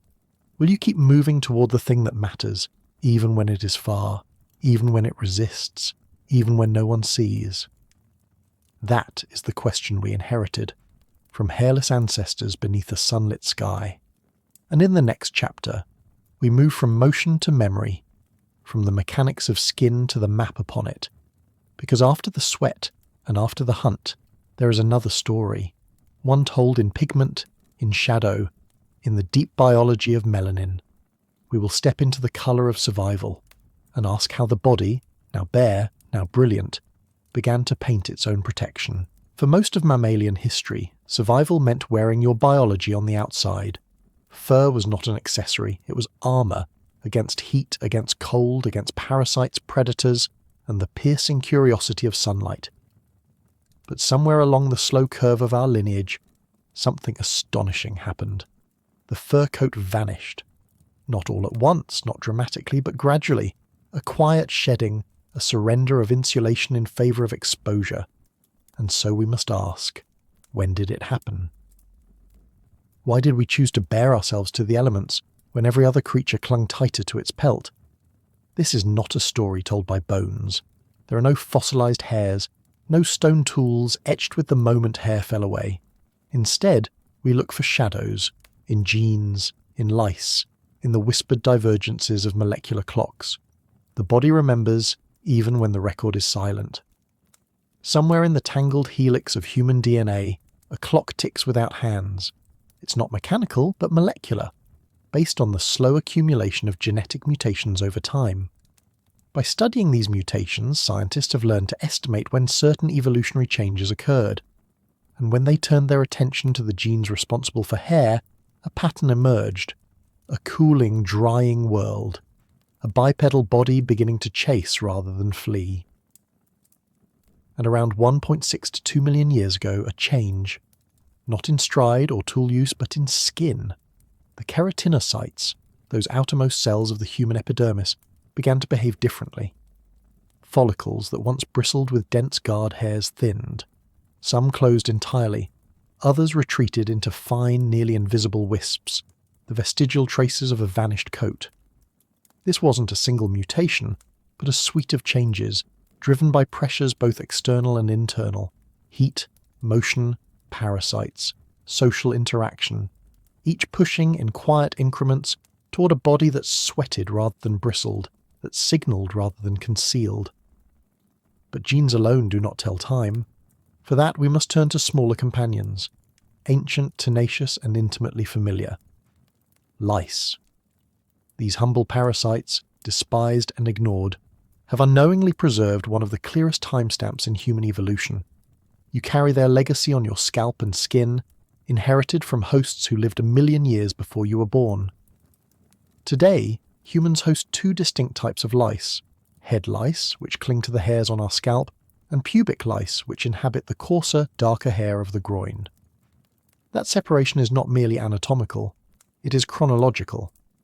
Because these 2 lineages, though both lice, are not sisters, pubic lice, astonishingly, are more closely related to lice that live on gorillas. At some point, our ancestors acquired them, perhaps through shared bedding or close contact, and once they were there, they remained. By studying the genetic differences between these 2 louse lineages, scientists were able to estimate when the split occurred. The answer, roughly 3 million years ago, a time when the human body was no longer a single, unbroken forest of fur, but a patchwork of exposure and coverage. That patchwork would not remain static. It was a signal in transition, a canvas in the making. And the parasites that once crept through a continuous coat were suddenly forced to specialise, to choose their terrain. One stayed above, nesting in the fine remnants of cranial hair that may have been spared not for thermoregulation, but for protection from the blistering sun or biting insects. The other burrowed below, finding shelter in what remained of the thicker curled hair around the groin. What changed in the middle, across the vast landscapes of arms, legs, chest and back, was more profound than mere absence. It was the beginning of something new, a skin that could breathe, sweat and signal, no longer hidden beneath a layer of ancient insulation. But to confirm the timing of this transition, we must turn once again to those unlikely witnesses, lice. If pubic lice diverged from their gorilla-dwelling relatives around 3 million years ago, it implies that there was already a bare zone of skin available to them. A space once filled with dense hair, now suddenly conspicuously exposed. Head lice, meanwhile, seem to have diverged from body lice much more recently, around 70,000 years ago, when humans began to wear clothes. And from this, another insight emerges. Hair loss preceded clothing. The body was bared long before it was rewrapped. What kind of creature steps into the open world stripped of its natural covering? Not a beast, but something else. something on the cusp of becoming human. And we find this moment not in hair, not in lice, but in posture, in the way the spine arched forward, in the widening of the pelvis, in the angle of the femur. The fossilized remains of Homo erectus, dating back nearly 2 million years, suggest a body built not for trees but for ground, not for hiding but for moving. This new posture was more than skeletal. It was ecological. Standing upright maximized exposure to the wind, reduced the surface area baked by the vertical rays of the midday sun, and freed the hands for tools, for gestures, for stories. But that same uprightness also demanded new strategies for thermoregulation. A vertical body constantly in motion across open savannahs needed to shed heat efficiently, and fur, once a shield, became a burden. So the coat was cast off, slowly, imperfectly, asymmetrically, not by accident, but by necessity. And with each generation, as the hair receded, the skin stepped forward. It became not just a boundary, but a messenger, a place where temperature, touch, infection, and emotion could be read in real time. The body was no longer a sealed envelope, it was becoming a screen. What happens to an animal when its skin becomes its voice, when vulnerability becomes information, when exposure becomes expression? What happens when the coat disappears and something else must take its place? The answer is not merely physical, it is ecological, social, and symbolic. Without fur, the skin became a biological interface, a liminal membrane where survival strategies shifted from concealment to communication. And this shift, subtle but profound, altered how our ancestors lived and how they were seen. The disappearance of hair did not leave the body defenseless. Instead, it invited a new kind of defense, behavior. Behavior rears faster than evolution. Where the genes take millennia to adapt, the mind adapts in days. And as the skin was exposed to sun and abrasion, to insect bite and microbial risk, the hominin mind began to compensate, seeking shade, smearing mud, covering wounds, learning over time the medicinal properties of plants. Even before the invention of fabric or stitching, the bare human body was already cloaked, not in fur, but in cognition. Still, the physical vulnerabilities were real. Naked skin burns, it itches, it tears, it invites infection. And for a body now roaming dry savannahs, pursuing prey for hours under a relentless sun, these were no small challenges. But evolution is rarely single-purposed. One trait opens the door to another, and with the loss of fur came a compensatory gift, the expansion of eccrine sweat glands. These tiny tubular structures, now found in dizzying abundance across the human body, became the silent heroes of endurance. Sweat is not glamorous. It doesn't sparkle like a claw or glisten like a fang, but it is extraordinary. It allows us to dump heat with an efficiency unmatched in the animal kingdom. While a panting dog must pause to cool, and a wool-coated antelope risk collapse in a chase, a hairless human can continue, hour after hour, mile after mile. The body becomes a radiator, a moving engine cooled by evaporation. Fur impedes this process. It traps the sweat against the skin, slows evaporation, and reduces the cooling effect. For a predator that hunts in bursts, this is acceptable. But for one that hunts in time, that trades speed for stamina, it is disastrous. And so, over hundreds of thousands of years, the coat that once protected began to hinder. Shedding it wasn't simply loss, it was liberation. Even so, it wasn't total. Some patches remained, not randomly, but purposefully, in places where hair could still serve a function. The scalp retained its covering, shielding the brain from solar radiation. The eyebrows channeled sweat away from the eyes. The pubic and axillary regions, hubs of pheromonal communication, preserved coarser hair that may have played roles in sexual signaling or microbial defense. What disappeared then was not all hair, but its dominance. The forest receded, and in its place emerged a more expressive reactive skin. This skin, this vast canvas, began to hold the memory of sunlight and the residue of sweat.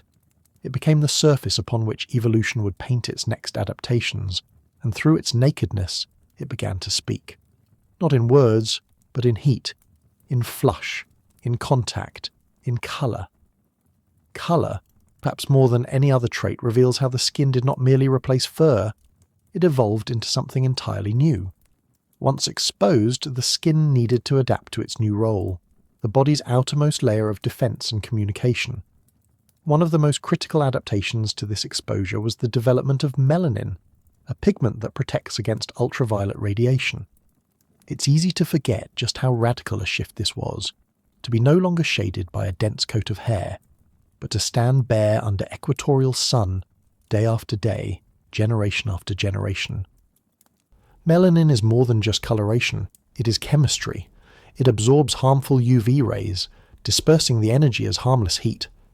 In doing so, it protects the skin's DNA from mutations that could lead to cancer and shields folate, a crucial nutrient for fetal development, from being broken down by sunlight. These are not minor details, they are matters of life and death, reproduction and lineage.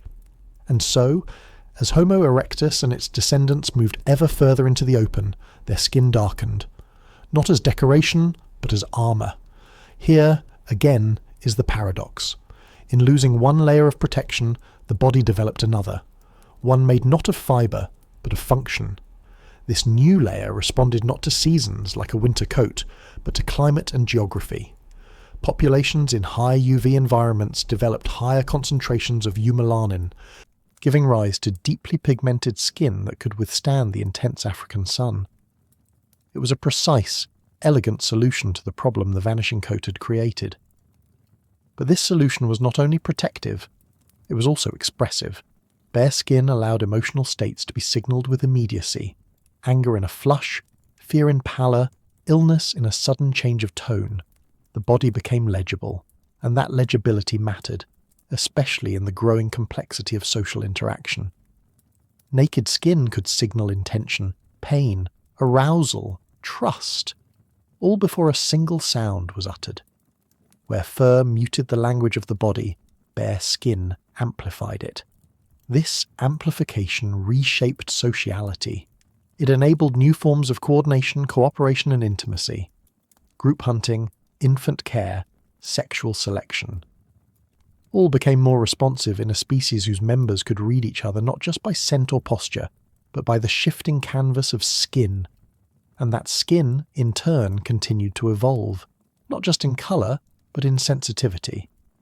Rich networks of nerve endings spread through the dermis, making touch a language of its own.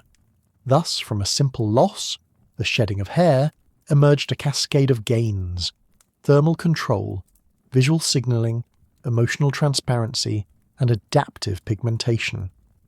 The coat that once defined our ancestors became obsolete, and in its place emerged the most versatile, responsive organ in the human body. But the story of the vanishing coat is not just about what we became, it is also about what we left behind, and what traces of that past still linger in the folds of our skin, in the silent echoes of our genes, in the rhythms of parasites and the memories of bones. Bones, after all, are what remain when the soft tissues have turned to dust. And while they do not preserve hair or skin, they tell us indirectly about the bodies that once walked the world, bodies that were reshaping themselves to survive in light, heat, and time. When paleoanthropologists uncover the skeletons of early Homo species, they read a story not just of locomotion and diet, but of thermodynamics, social structures, and surface area. The longer limbs of Homo erectus, the narrower pelvis, the increased body mass relative to surface exposure, all hint at a creature designed for heat dissipation, for movement, for life under the sun. This interpretation is reinforced by environmental context. The layers of sediment surrounding these fossils tell us of ancient savannahs, of recurring droughts, of shifting ecologies. Forests were retreating, leaving behind a patchwork of open grasslands and brush. In these spaces, a fur-covered primate would struggle, but a bipedal hunter, shedding heat with every step, scanning the horizon not for shade but for movement. This was an animal tailored to the age, and so we return to the central enigma. Not just when did we lose our hair, but why? The evidence from molecular clocks suggests a slow process, beginning over 2 million years ago and continuing well into the last few 100,000. the divergence of lice confirms the patchwork nature of that loss. The adaptation of sweat glands, melanin and upright posture tell us it was a trade-off, not of modesty, but of function. Even so, there is mystery. We still do not fully understand how quickly hairlessness emerged, nor do we know how it varied across populations, climates, or lineages. Perhaps some ancestors remained furrier longer, clinging to shaded environments or colder highlands. Perhaps the shedding was uneven, accelerating in some climates, stalling in others. What we do know is that, by the time Homo sapiens emerged in Africa around 300,000 years ago, the transformation was largely complete. The naked ape had arrived, but naked is a strange word. It implies vulnerability, yes, but also honesty, exposure, presence.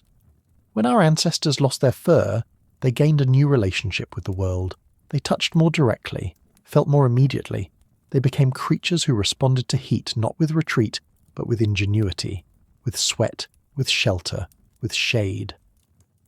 With minds that built clothing not to replace what was lost, but to refine what was gained. And here is the quiet truth behind the vanishing coat, that evolution does not always favour protection. Sometimes it favours exposure. Sometimes survival means stepping into the elements rather than away from them. The human story is not one of shielding, but of adaptation through contact, through risk, through the shedding of the old, not as loss, but as transformation. And somewhere along that path, under an open sky, our ancestors stood, not cloaked in fur, but in the beginnings of something far more powerful, awareness. The coat was gone. No longer did the body wear a veil of hair, no longer did it move through the world clad in the silent softness that had shielded generations before. What remained was something rawer, something more vulnerable and more powerful. It was not fur that met the world now, but skin, bare, open, exposed to sky and wind and flame. And in that exposure a question emerged, ancient and burning. What happens when the body must defend itself with no covering at all? The answer did not come in the form of armour or claw, but in a shadow deeper than shadow, a darkening, a pigment, a whisper of sun turned inward. In this new world, where bodies moved across blazing plains, where shelter was not always near and trees stood further apart, something had to change, not around the human, but within it. And so the skin darkened, not with shame, not with fear, but with the quiet resolve of survival written in colour. This new kind of skin was not born in a day. It came slowly, like the fading of rainforests, like the lengthening of limbs, like the widening of vision. It was the response of a body learning the lessons of fire and sky, the lessons of drought, the lessons of endless walking. It was a skin that understood light, not just as something to bask in, but something to survive. And so it began to thicken, not in texture, but in meaning. The surface of the body became more than a barrier. It became a canvas, and on that canvas the sun left its mark. But the mark was not scarring. It was not pain. It was protection. Silent and invisible to the eye at first, then unmistakable, like nightfall in the afternoon. In some bodies the sun's gaze lingered, pressed harder, asked more. In return the skin responded, not with retreat, but with darkening. A slow, deliberate burn that wasn't fire, but memory. What is darkness after all, if not a record of light? The skin learned to hold light without breaking, to carry heat without unravelling. It became a shield woven not from thread, but from years, from generations, from the long unspoken history of exposure. And in that shield something else emerged. Variation.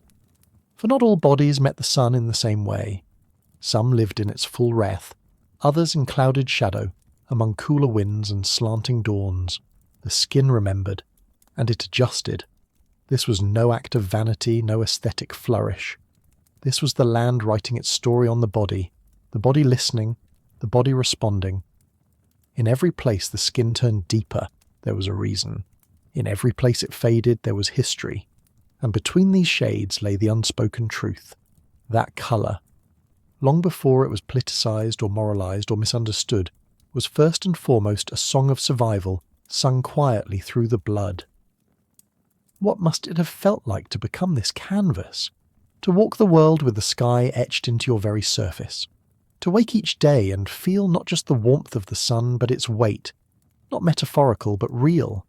To know that too much of it could wither the body, parch the spirit, that just enough could nourish, and that somehow in the space between danger and nourishment the skin stood as a wise, unspoken mediator. There was no language then for these things, no words to name pigment, no theories to explain cause and effect. There was only the body's slow memory, passed from mother to child, not in story but in skin. This was not knowledge carried in thought, it was knowledge carved in time. A kind of ancestral agreement forged beneath the skies of what would later be called Africa. The body said, "I will walk farther, so long as I am not burned." The skin replied, "I will darken, so that you may move." And thus a pact was made, sealed not with ink but with shadow. The new kind of skin did not simply protect, it enabled. Enabled what? Movement, exploration, endurance. The great distances early humans crossed were not measured only in steps, but in exposure, to heat, to wind, to raw and merciless light. The sun, so constant in its course, was both ally and adversary. Too much, and the body faltered. But with skin that could bear its gaze, humans were free to roam further, to linger in the open, to hunt at noon. It was not merely adaptation, it was liberation. And over time, something else began to happen. The skin, now both barrier and beacon, it became a point of recognition, not just to the sun, but to others. In the deep past, before language stretched its fingers across the plains, before words could name kin or clan or stranger, skin did the talking. It was how one could see who had come from the same valleys, the same riverbeds, the same scorched dust. It held the hue of memory, the trace of place. Somewhere, among these early beings, it may have even become beautiful, not by modern standards, not by artificial measure, but beautiful in the way that survival is beautiful, in the way that function, honed over millennia, carries an elegance beyond design. A skin that bore the sun's burden and did not break. That was strength. That was poetry.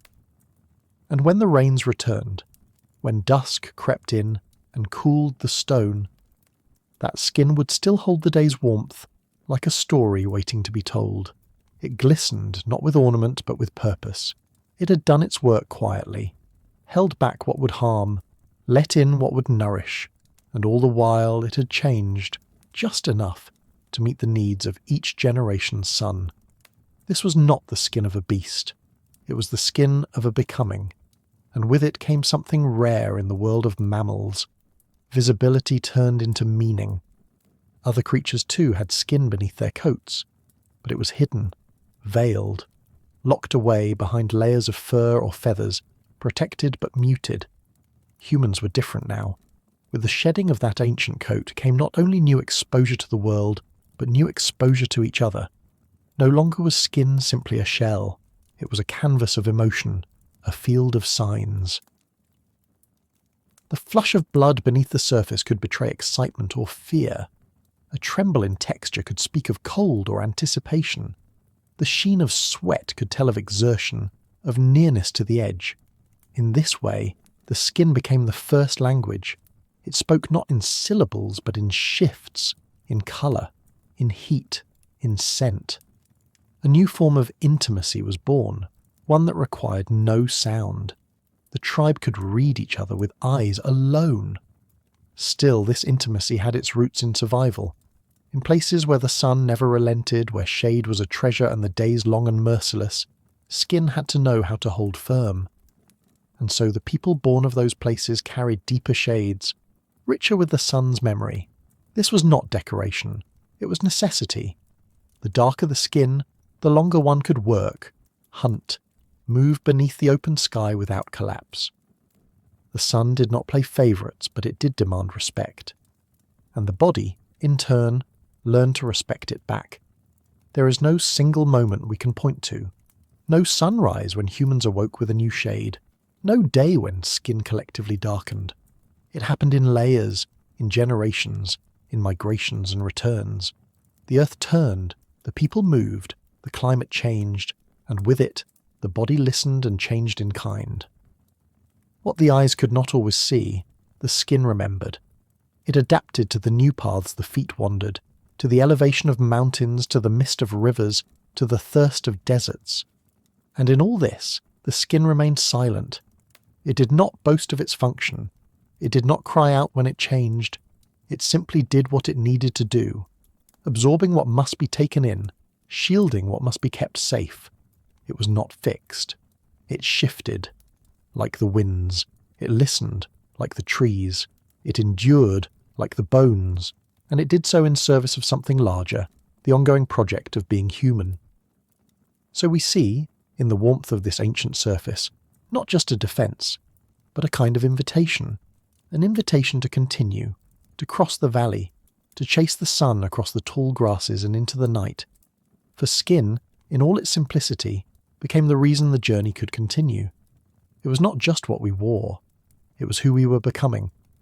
For with every step into new lands, the skin spoke its own language, shaped by the sky above and the earth below. It whispered of a latitude and altitude, of forests traded for grasslands, of shade abandoned for openness. This new kind of skin did not follow borders, for none existed yet. It followed the sun. It followed survival. It followed the subtle calculations of a body learning how much exposure it could endure before it began to unravel. Somewhere deep in the lineage of the hairless ape, a transformation more profound than the shedding of fur was taking place. The surface was no longer passive. It was alive with interaction, with purpose. The darkness that bloomed across it was not silence but intelligence, not thought in the way the brain thinks, but thought in the way nature reasons, slowly, thoroughly, and with consequence. Dark skin became a map, not just of geography, but of time. It marked the regions where sun reigned longest, where people had learned to live not under its threat but within its embrace. And as skin darkened, it didn't isolate, it connected. Among those with the deepest hues, there was a shared inheritance, not of appearance alone, but of resilience, of endurance, of a story written in pigment and passed down not through language but through presence. This story was not one of conquest. It was one of negotiation. The body, once armoured in hair, now negotiated directly with the elements. Skin was the medium, sunlight the scribe. And what emerged on that parchment was a testament to cooperation, between organism and environment, between necessity and form. We often imagine evolution as a struggle, as a battle. But here, in the story of melanin and exposure, we see something gentler, a mutual shaping, a quiet dance. And still, even in this adaptation, there were trade-offs. The same richness of skin that protected against sun could limit how the body responded to different climates. When some groups moved northward into lands of low light and long winters, the very gift that once protected them had to shift again. The story didn't stop. It bent, adjusted, folded over itself.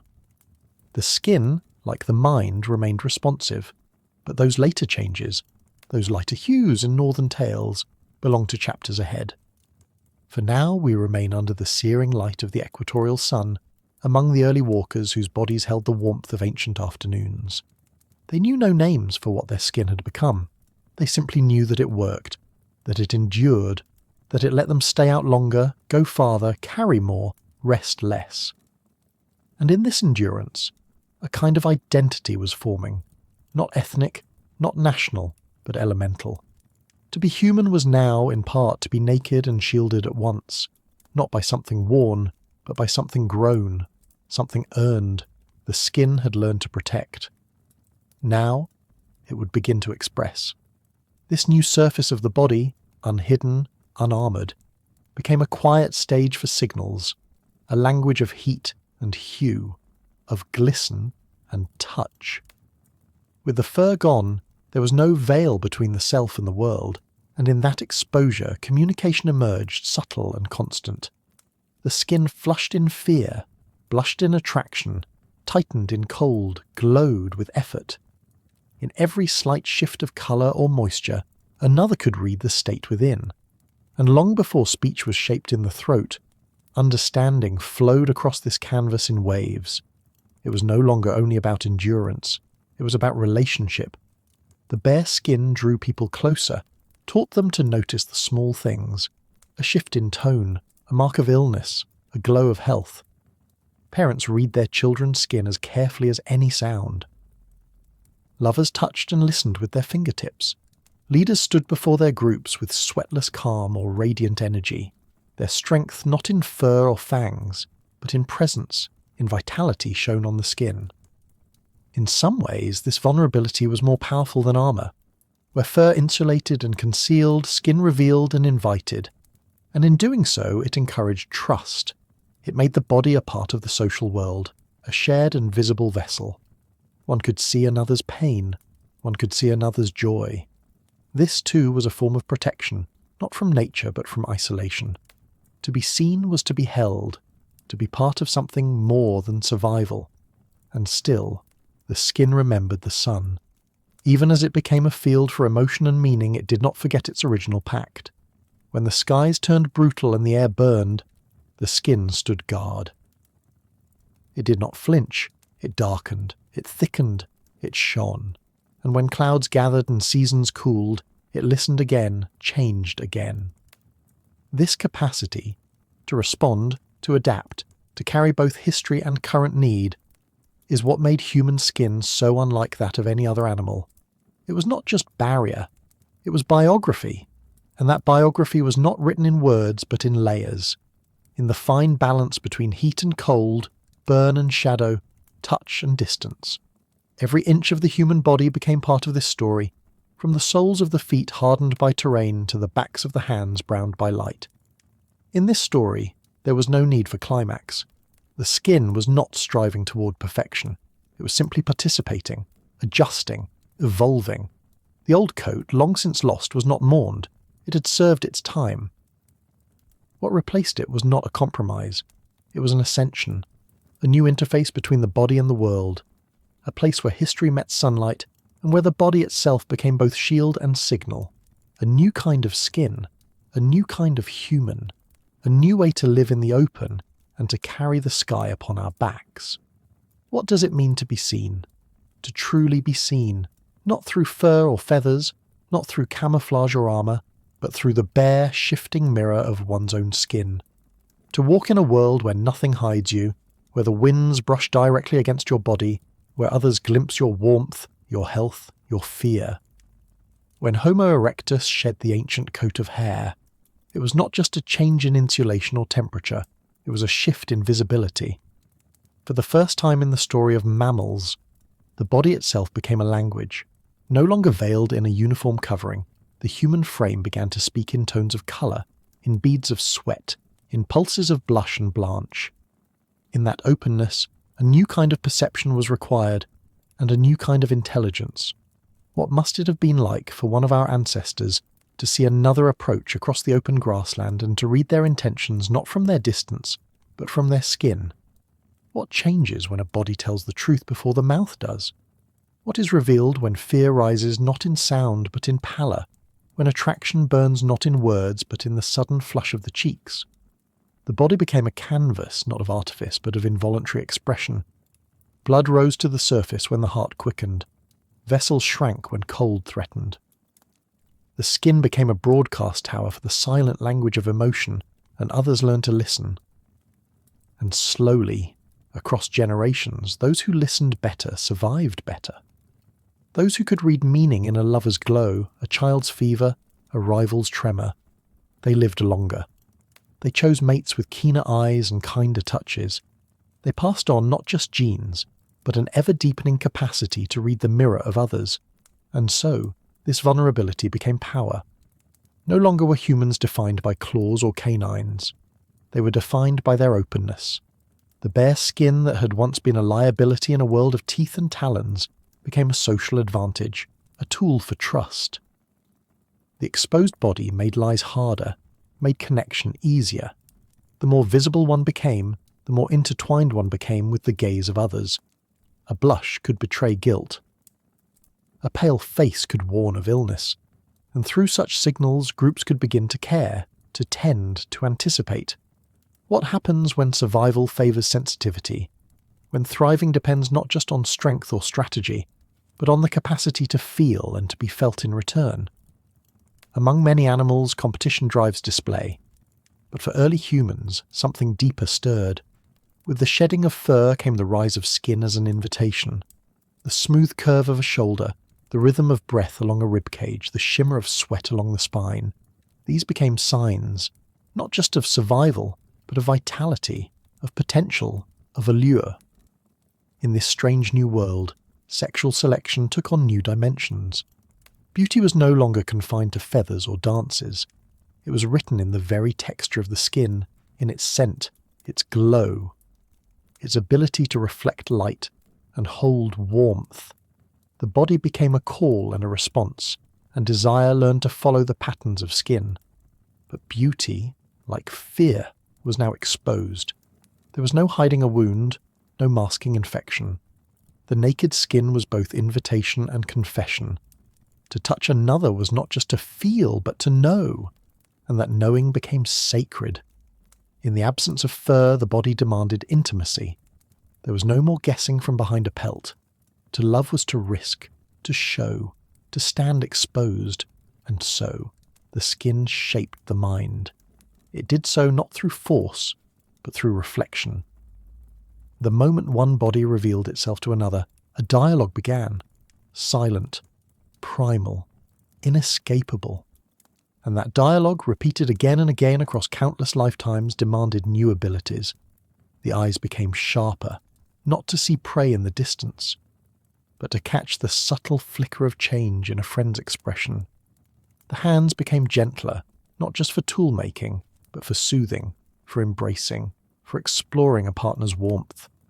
The brain expanded its circuits, not simply to solve problems, but to interpret signals that came not in speech, but in skin. In this way, the evolution of our outermost layer fed the growth of our inner worlds.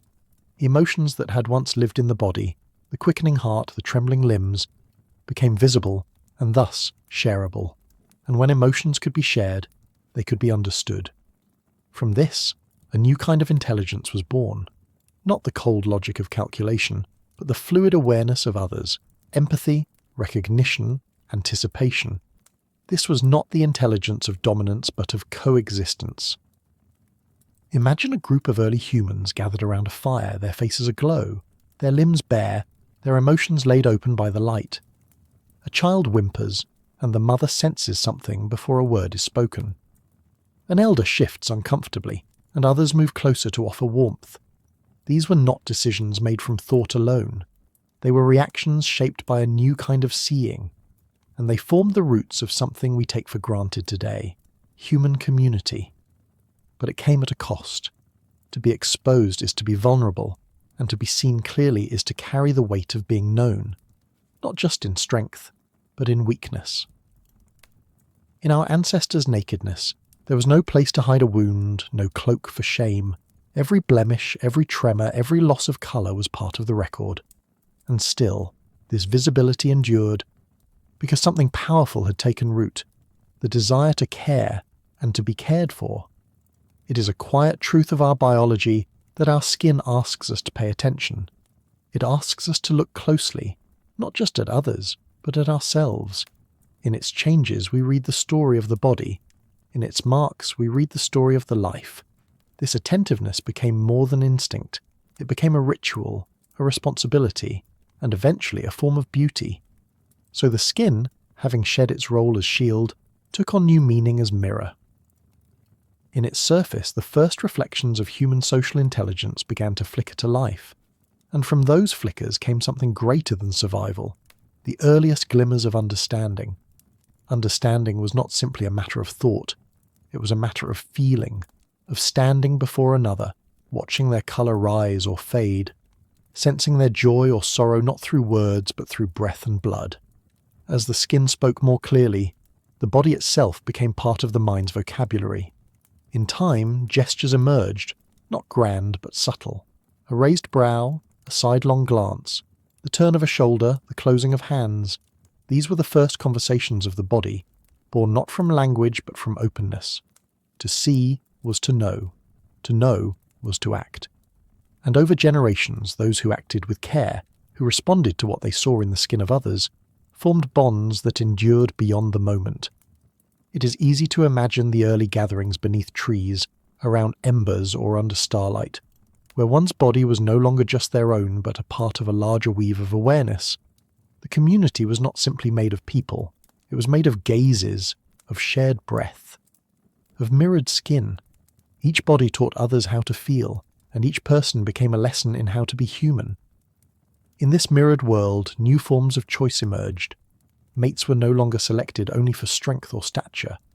Now, attraction followed the clues of skin, its evenness, its clarity, the stories it carried. To be seen was not just to be chosen, it was to be trusted, and to be trusted was to be safe.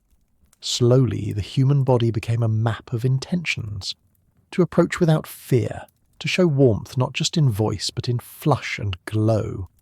This rewrote the script of intimacy. It brought forth a different kind of bond, one where vulnerability was not a danger but a gift.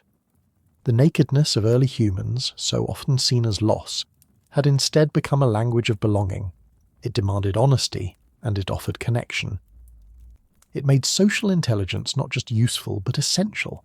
And so, even as tools advanced and shelters improved and fire was tamed, it was the unspoken things, the flicker of colour in the cheek, the stillness of hands, the sweat that glistened on a forehead, that truly shaped our species. This was not strategy. It was instinct, honed through time, shaped by bodies that refused to hide. Through skin, emotion left its mark on the world. And in witnessing that mark, early humans came to understand something profound, that to care for another, you had to first notice them, that the act of seeing, truly seeing, was not passive. It was a choice, a reaching out, a quiet shared recognition that we are not alone.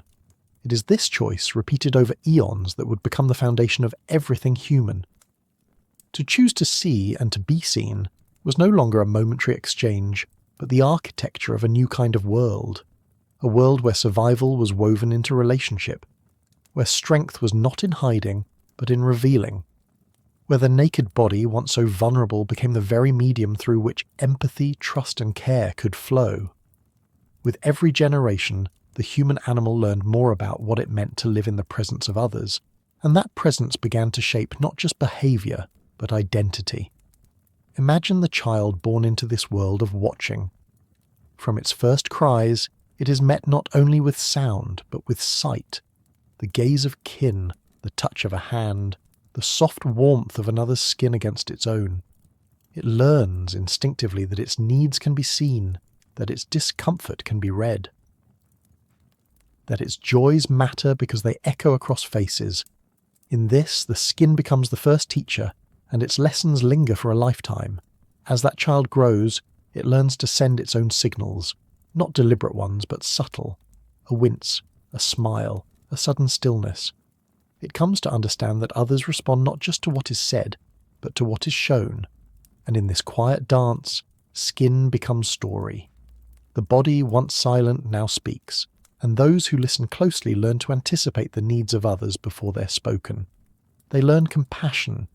This capacity, to read and to be read, did not remain within the intimate bounds of family. It extended outward, across small groups, across unfamiliar encounters. A stranger's skin could reveal hunger, fatigue, fear, and that knowledge could change an outcome. A confrontation might dissolve. An offering might be made, and gradually the human world became one of response, not just reaction. A world in which empathy moved faster than violence. Of course, this did not make early humans perfect. There was still conflict, still fear, still moments where exposure was dangerous, where being seen invited harm. But even those moments reinforced the central truth, that skin carried meaning, that it could not be ignored. And in learning to live with that, and in learning to read its signals, to honour its openness, our ancestors developed the social skills that still underpin us today.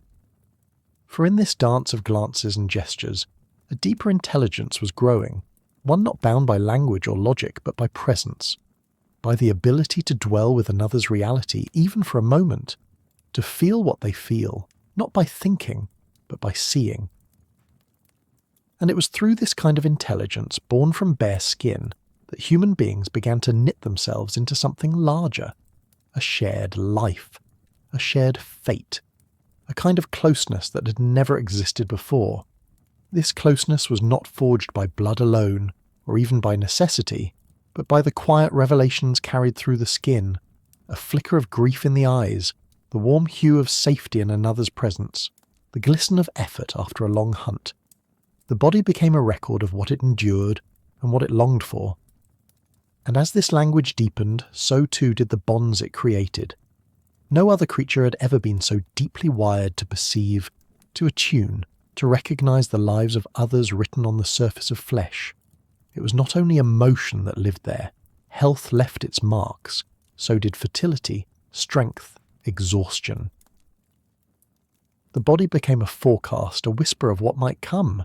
To be able to see when someone was weakening or healing or ready to bring new life into the world, this gave early humans an advantage far beyond tools. It gave them foresight. And with foresight came planning, collaboration, generosity. The simple act of witnessing became the seedbed of community. And with it, something else emerged. Responsibility. To witness was no longer neutral. It called for response. When a child's skin grew too hot, others cooled it. When a face paled, hands steadied it. The signals of the body, once silent, now stirred action. And in doing so, the bare human form became not just visible, but central. A point around which others moved. A story that others helped shape. Over time, this reflex to read and respond began to define social life itself. Tribes weren't held together only by proximity or shared blood, but by this intricate network of sensory connection. And though no words had yet formed to describe it, the understanding was clear. To be human was to belong not just in form, but in feeling. To be known not only by what you did, but by how your body revealed you, in pulse, in tremor, in warmth. And slowly, through this web of response, early humans began to build more than survival. They began to build meaning. The skin that once marked only exposure now marked participation. It gave others access not only to your needs, but to your joys, your hopes, your sorrows. It became the vessel through which the invisible became real, a bridge from one mind to another. In that openness, memory deepened, affection lingered, grief found shape. The body was no longer a barrier. It was a window, a soft living mirror where each person could glimpse some part of themselves reflected in another. And this mirror did not fade with the centuries. It grew clearer, sharper, more nuanced. In time, it would help birth language, ritual, even art. But long before any of that, long before symbols carved in bone or stories sung into flame, there was this, the unspoken truth carried in skin, the quiet invitation to see and to be seen. And in that exchange, something enduring was born, a humanity that began not in thought, but in presence. It is a quiet thing, the moment a rift begins. There is no thunder, no fanfare, only a subtle rearrangement of glances, of assumptions, of presence. And so it may have been, in some long-vanished clearing, when two forms of early human locked eyes, one cloaked in a familiar pelt of hair, the other startlingly bare, a shimmer of skin where once was fur, a mirror instead of a mask. What passed between them in that gaze? Curiosity, recognition, or something colder, a fracture, the naked ones? That is what they must have seemed like, walking anomalies under the open sun, stripped of the ancestral coat that had for so long hidden the pulse and colour of the body. To the furred they may have looked wrong, too exposed, too alien. To the naked, perhaps it was the others who seemed bound in shadows, veiled in the scent and silence of the old world. This was not merely a matter of texture. It was the beginning of a division deeper than skin, the slow, invisible drift of identity itself. Hairlessness was not just a trait, it was a statement. It spoke of endurance, of sweat and distance, of survival under the crushing sun rather than the cloistering canopy. It marked a shift not only in biology but in worldview. Those who bore the new skin had learned to suffer differently. They had trained their bodies to spill water so they could hold fire. They were shaped by movement, not stillness, and in their very bodies they carried the scent of transformation. But what happens when transformation is visible? When change walks upright and unmistakable? When a cousin becomes an emblem of a path you did not take? Even in the gentlest of times, difference unsettles. In the harsh, indifferent plains where hunger nips and shadows stalk, difference can divide. Could the furred ones, seeing their naked kin, feel something ancestral quiver inside them? A loss, a threat, or a pull? The naked form was not just strange, it was expressive. It showed wounds that would have hidden beneath fur. It revealed illness, arousal, youth, age, and fear with every twitch and shimmer. It bore no disguises. Among the furred, this may have looked like vulnerability. Among the naked, it became intimacy. And there, perhaps, the first misunderstandings bloomed. What seemed shameless to one looked honest to another. What seemed proper to one looked distant to the other. The body became a dialect, and slowly, across generations, the dialects drifted. Some scholars now wonder, did this divergence in appearance contribute to deeper separations in community, in mate choice, in myth and memory?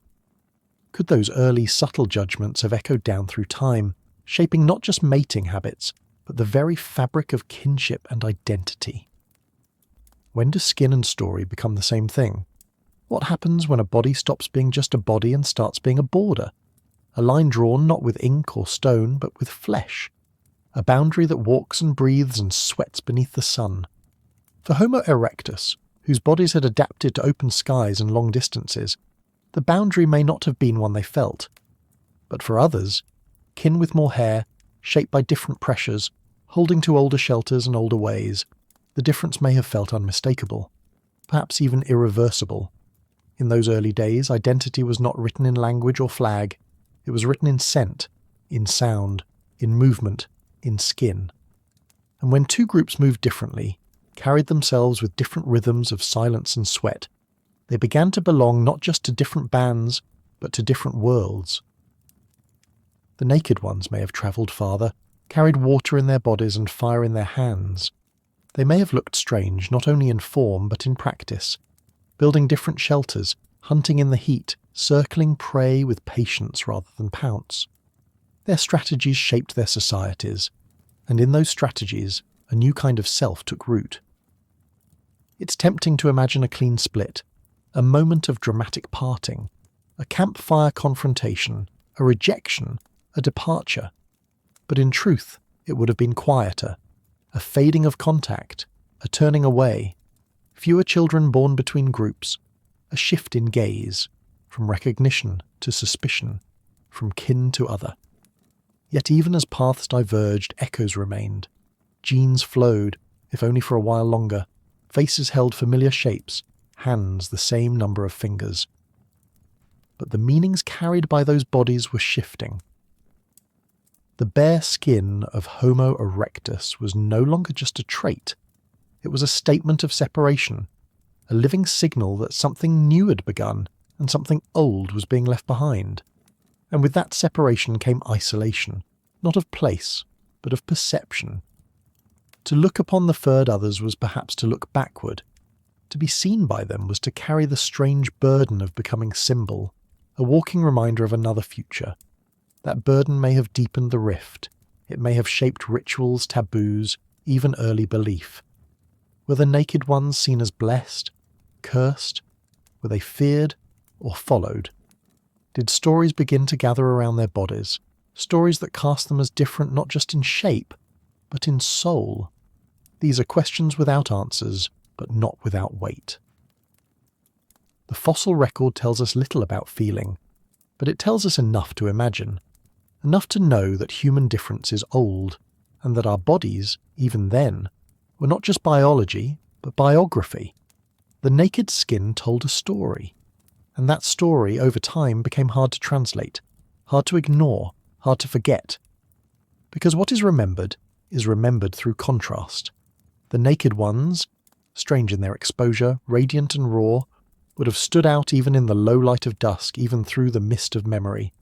And over generations that image would solidify, not just in the eye, but in the story, are people who shed their coat, who let the world see them, who ran with the heat instead of fleeing it.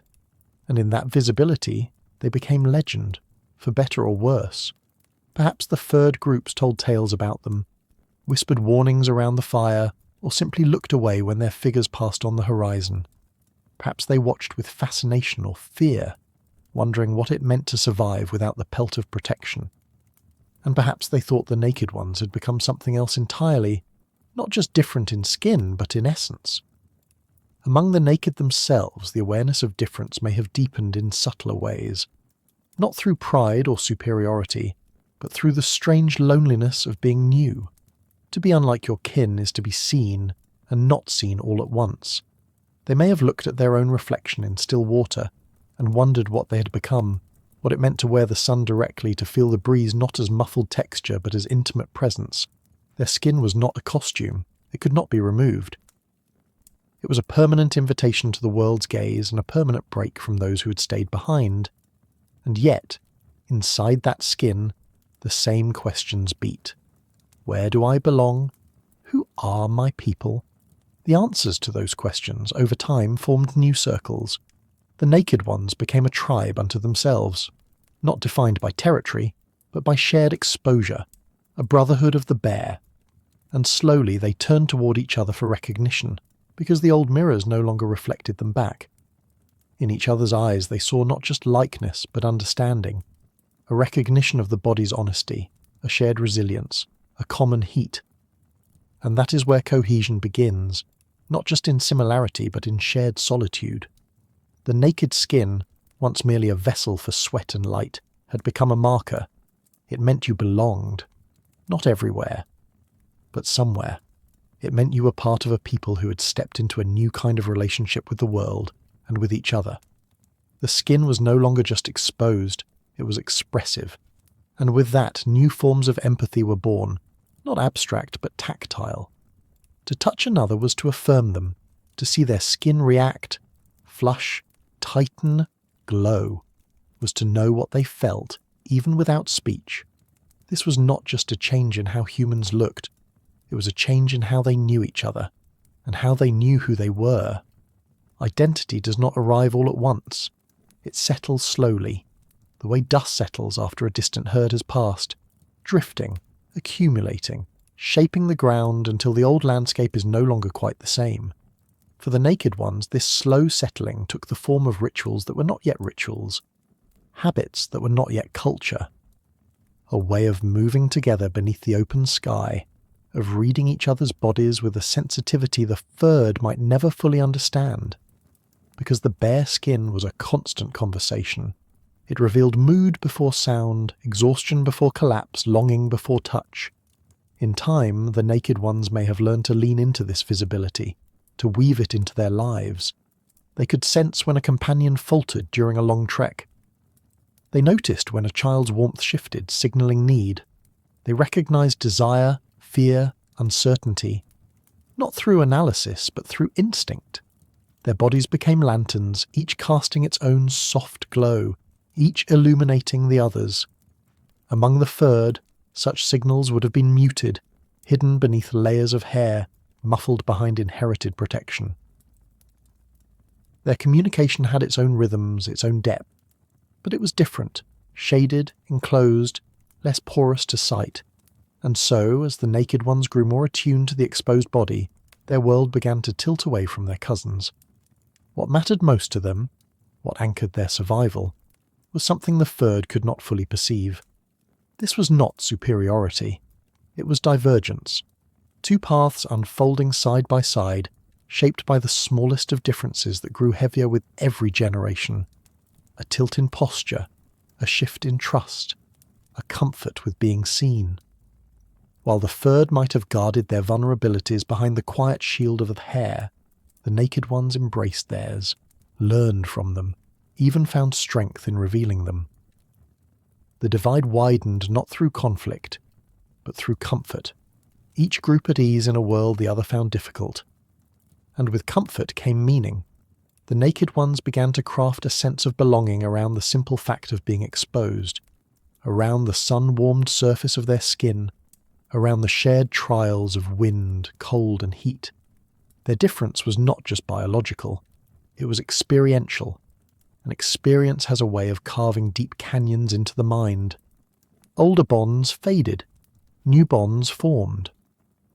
What had once been a single great tapestry of hominin life began to fray along the seam of appearance and adaptation. The split between worlds was not violent, but it was profound. It shaped who they spent time with, who they trusted, who they chose as partners. The furred became distant silhouettes, familiar yet foreign. The naked ones became something new, a people whose identity was carved not from tools or symbols, but from the simple act of being seen. In this way, a new kind of tribe slowly took shape, one bound not by blood alone, but by the truth carried in uncovered skin. A truth that could not be hidden, even if one wished it could. In the open plains under the high sun, the naked ones walked their own path. But paths do not always diverge quietly.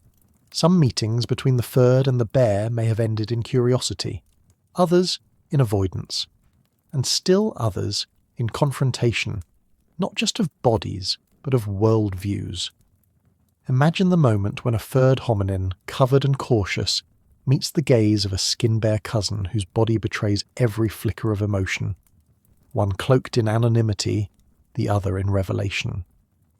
There may have been no common language strong enough to bridge the distance, but evolution is not a single event. It is a long unfolding, shaped as much by chance as by necessity. And sometimes, the worlds may have overlapped, in shared waterholes, in seasonal migrations, in common dangers.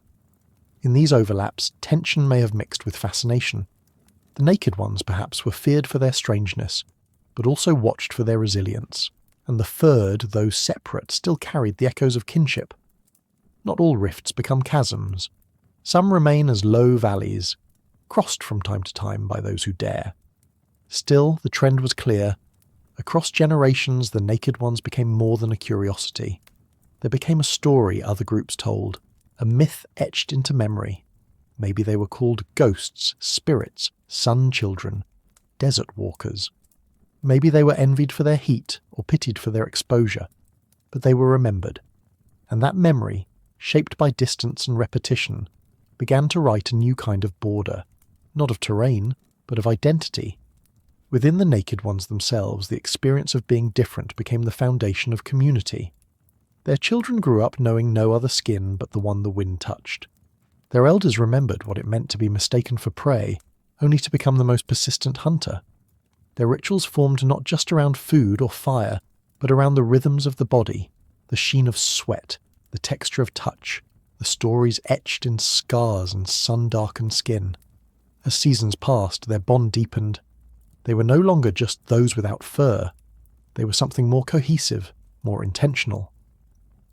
A lineage not just of bones, but of trust in what could be seen, and what seeing could mean. They adapted not only to survive the world, but to understand and be understood within it. Their nakedness, once a mark of vulnerability, became a marker of a new kind of strength. The split between worlds, then, was not simply a matter of appearance. It was a shift in how identity was shaped.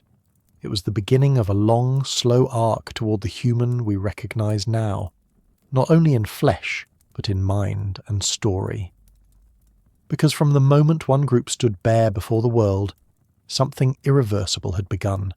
They had become more than a body.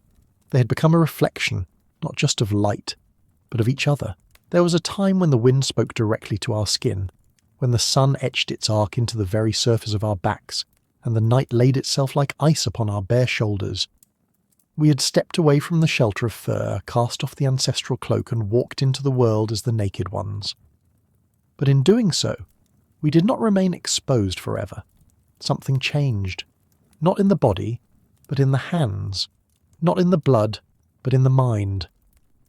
For the same brain that once deciphered the movements of prey and the shifting moods of the sky began to see another kind of pattern. The rhythm of need, the shape of absence, the ache of the uncovered. From that ache the first thread was pulled, and with that thread the second skin was born.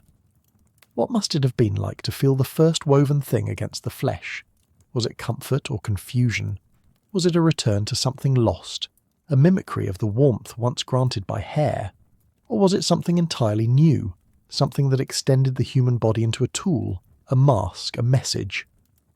In that moment, when a strip of hide was wrapped around a thigh, or a piece of bark fibre was knotted over a shoulder, the body changed.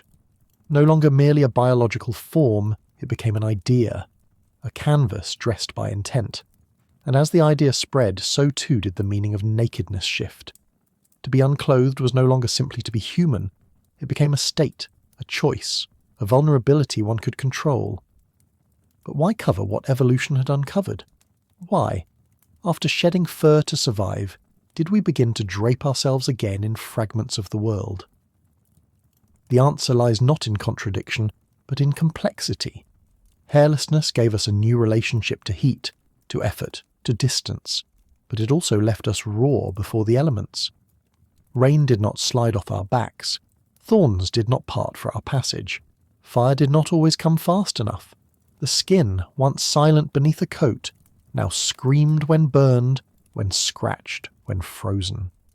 And so, protection returned, not through biology, but through invention. We did not regrow our hair, we made new forms of shelter, mobile and intimate, stitched not to the bones but to the body's outline.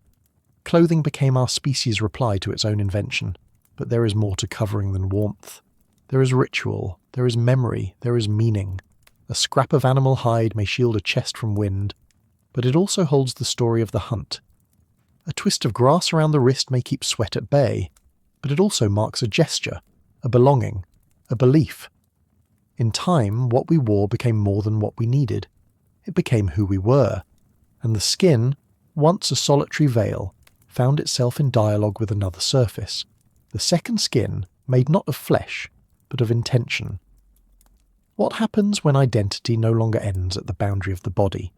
It begins to flow outward, across textures, through colours, into shapes that others can read.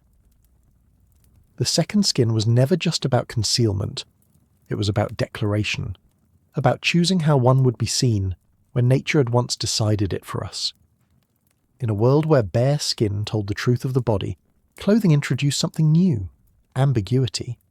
A body could be shivering, but the pelt across its shoulders could make it look composed. A scar could lie beneath a drape of woven grass, invisible to a stranger's eye.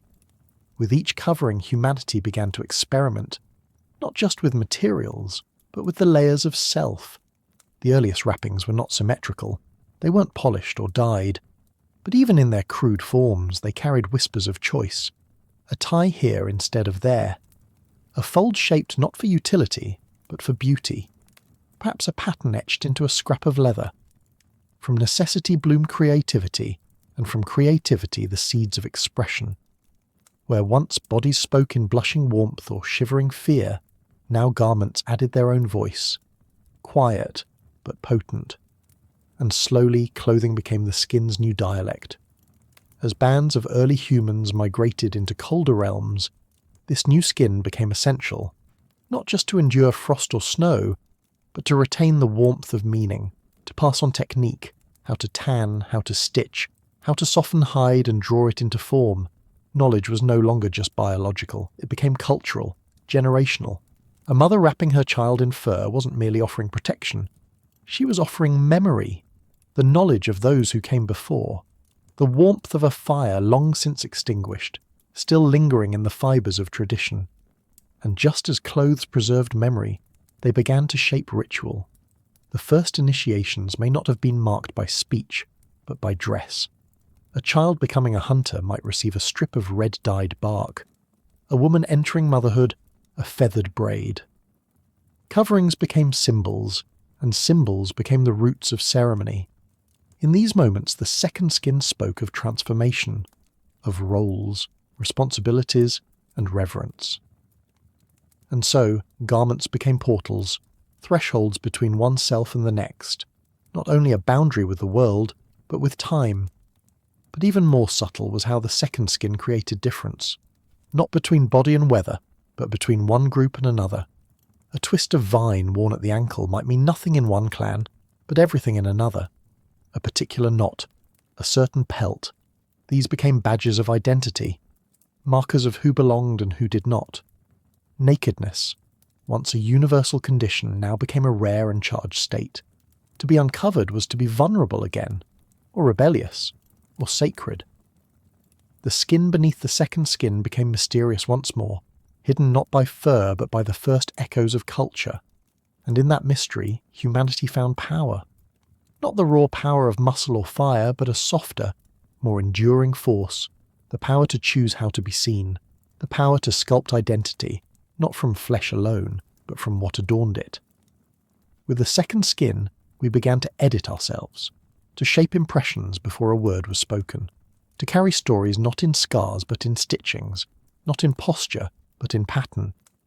Every wrapping became a negotiation between visibility and concealment, between heritage and adaptation.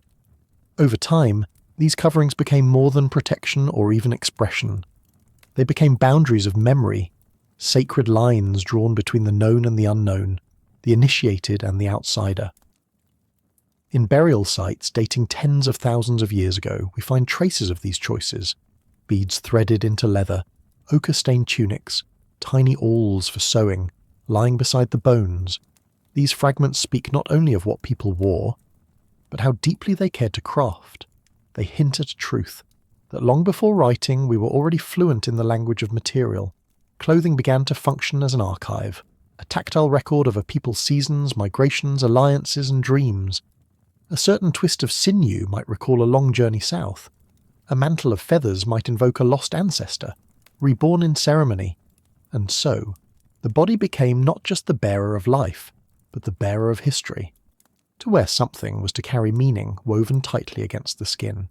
But as meaning deepened, so too did complexity. Now the act of removing the second skin became charged. In warmth, to disrobe was to rest. In ritual, it was to return to something primal. But in conflict, to be stripped was to be shamed, exposed, diminished. Vulnerability, once our default state, was now situational, conditional. We had surrounded our nakedness with intention, and thus transformed it into something rare and potent. Nudity became a language of defiance, of intimacy, of power reversed. This shift also changed how we touched one another. Where once skin met skin freely, in grooming, in warmth, in grief, now the fabric intervened. To reach beneath it became permission, a right. Affection moved from casual contact to deliberate gesture. The second skin created a layer of formality, of chosen thresholds, a boundary that could be crossed, but only with care. And through all of this, the body adapted again, not in bone or blood, but in awareness. We became creatures of interface. Where fur had once simply been there, part of the body's nature, clothing required constant negotiation. When to wear, what to wear. Who might see, who must not? Our days became shaped by these decisions, and in them we wove a new sense of self. From sinew and fibre, from hide and bark, we spun the earliest threads of culture, and in doing so, we dressed not just the body, but the mind.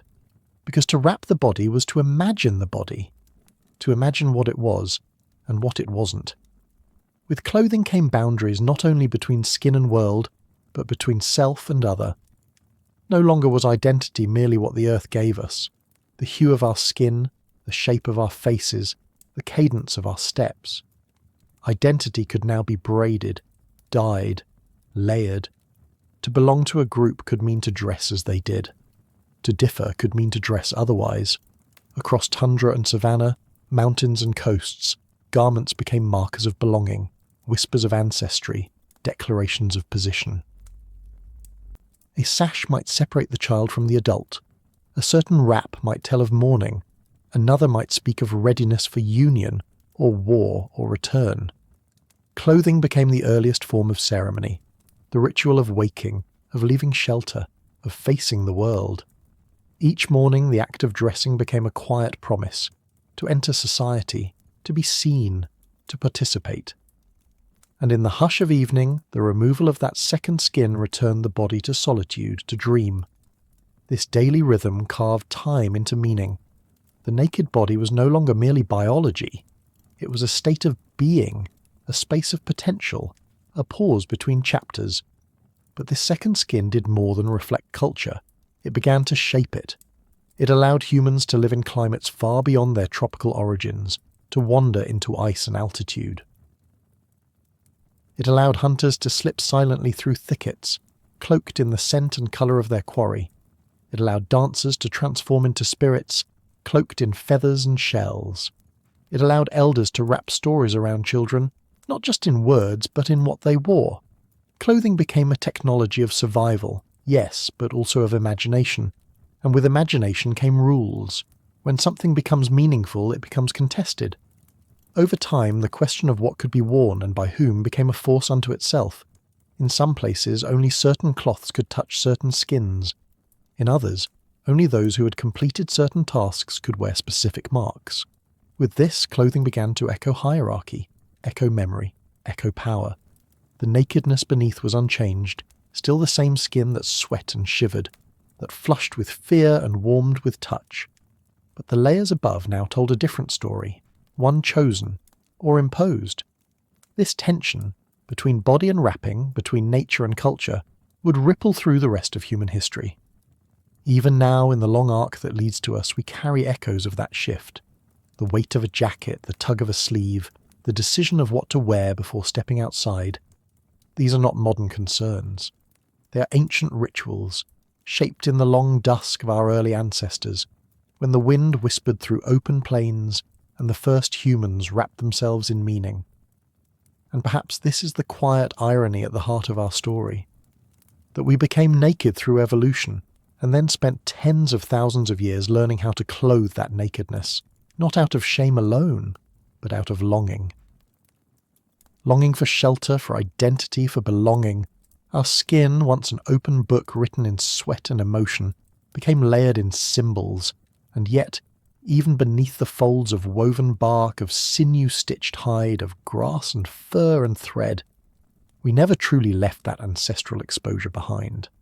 Because to cover the body is also to call attention to it. The second skin did not erase the first, it enhanced it. The more we adorned, the more we emphasized. Every cloak was a canvas, every ornament a reflection, and as stories passed from mouth to ear, they also passed from hand to loom. Clothes became memory, garments made for birth, for burial, for becoming. And slowly, a truth settled in. The naked body was not just a fact, it was a moment to be lost, to be reclaimed, to be revealed. And there were still times, even in the ritual and rhythm of dressing, where the coverings fell away. At birth, at death, in the hush between lovers or the exhaustion of the hunt, the human form stood once more as it had in the beginning, bare, breathing, unchanged. And in those moments, perhaps, a different kind of knowing returned, a remembrance that the second skin was a choice, that beneath it lay the original language, warmth, pulse, openness. The earliest humans may not have spoken the words we use now, but they knew what it meant to cover, and they knew what it meant to be uncovered. They felt the difference between the wind on cloth and the wind on flesh. They understood how the act of wrapping could be protection, could be decoration, could be prayer. In some ways, clothing was our first bridge between body and world, not to hide, but to relate. Not to forget the skin, but to extend its meaning. And that is perhaps the final gift of the second skin. It reminds us subtly that we are creatures of both exposure and concealment, that our strength lies not in choosing one over the other, but in navigating the space between. We were born bare, we learn to wrap ourselves in fibre and meaning. But in every layer we've added, we have also carried the echo of that first unveiling, that moment when the sun met skin and the world saw us truly for the first time. Let the wind touch your arm. Let the fabric fall for a moment. Beneath it all, the story continues. The skin still listens. The body still speaks. And even now, in this far future we call the present, we are still learning how to wear our second skin. It begins again with the body. not as an answer, but as a question that persists, like a footprint in dust that refuses to be erased. Why are we hairless? Why did we shed the coat that once wrapped our ancestors in warmth and protection? The question has followed us through savanna winds and glacial shadows, through blood and fire and longing. And now, at the end of the path, the mirror turns once more. To look upon the naked human form is to glimpse both artifact and aftermath. A shape carved not by design, but by endurance, by sweat, by the fierce arithmetic of survival. This is a body that once ran under the punishing sun, chasing shadows until they collapsed. A body that traded fur for evaporation, warmth for distance, concealment for stamina. But is that all? Is this smooth and open flesh just the legacy of running through heat? No. Because the heat did not only sculpt muscles, it scorched intimacy into skin. Sweat did not only cool the flesh, it left trails of effort, of fear, of attraction. Every droplet became a signature, every gleam a word in a language only humans would learn to read. And if the body had stopped there, it might have remained merely functional, a clever trick in nature's endless game of advantage. But the naked body did not stop. It learned to speak, it learned to feel, it became something more. Parasites had crawled beneath the fur of ancestors for 1 million years. They had whispered illness, carved misery, and hidden in the dark. With hair, they thrived. Without it, they fled. In shedding fur, we didn't only make ourselves visible, we declared war on those we could not see. A clean surface was not just a stage for emotion. It was a fortress against infestation. And in this shift, vulnerability became resistance.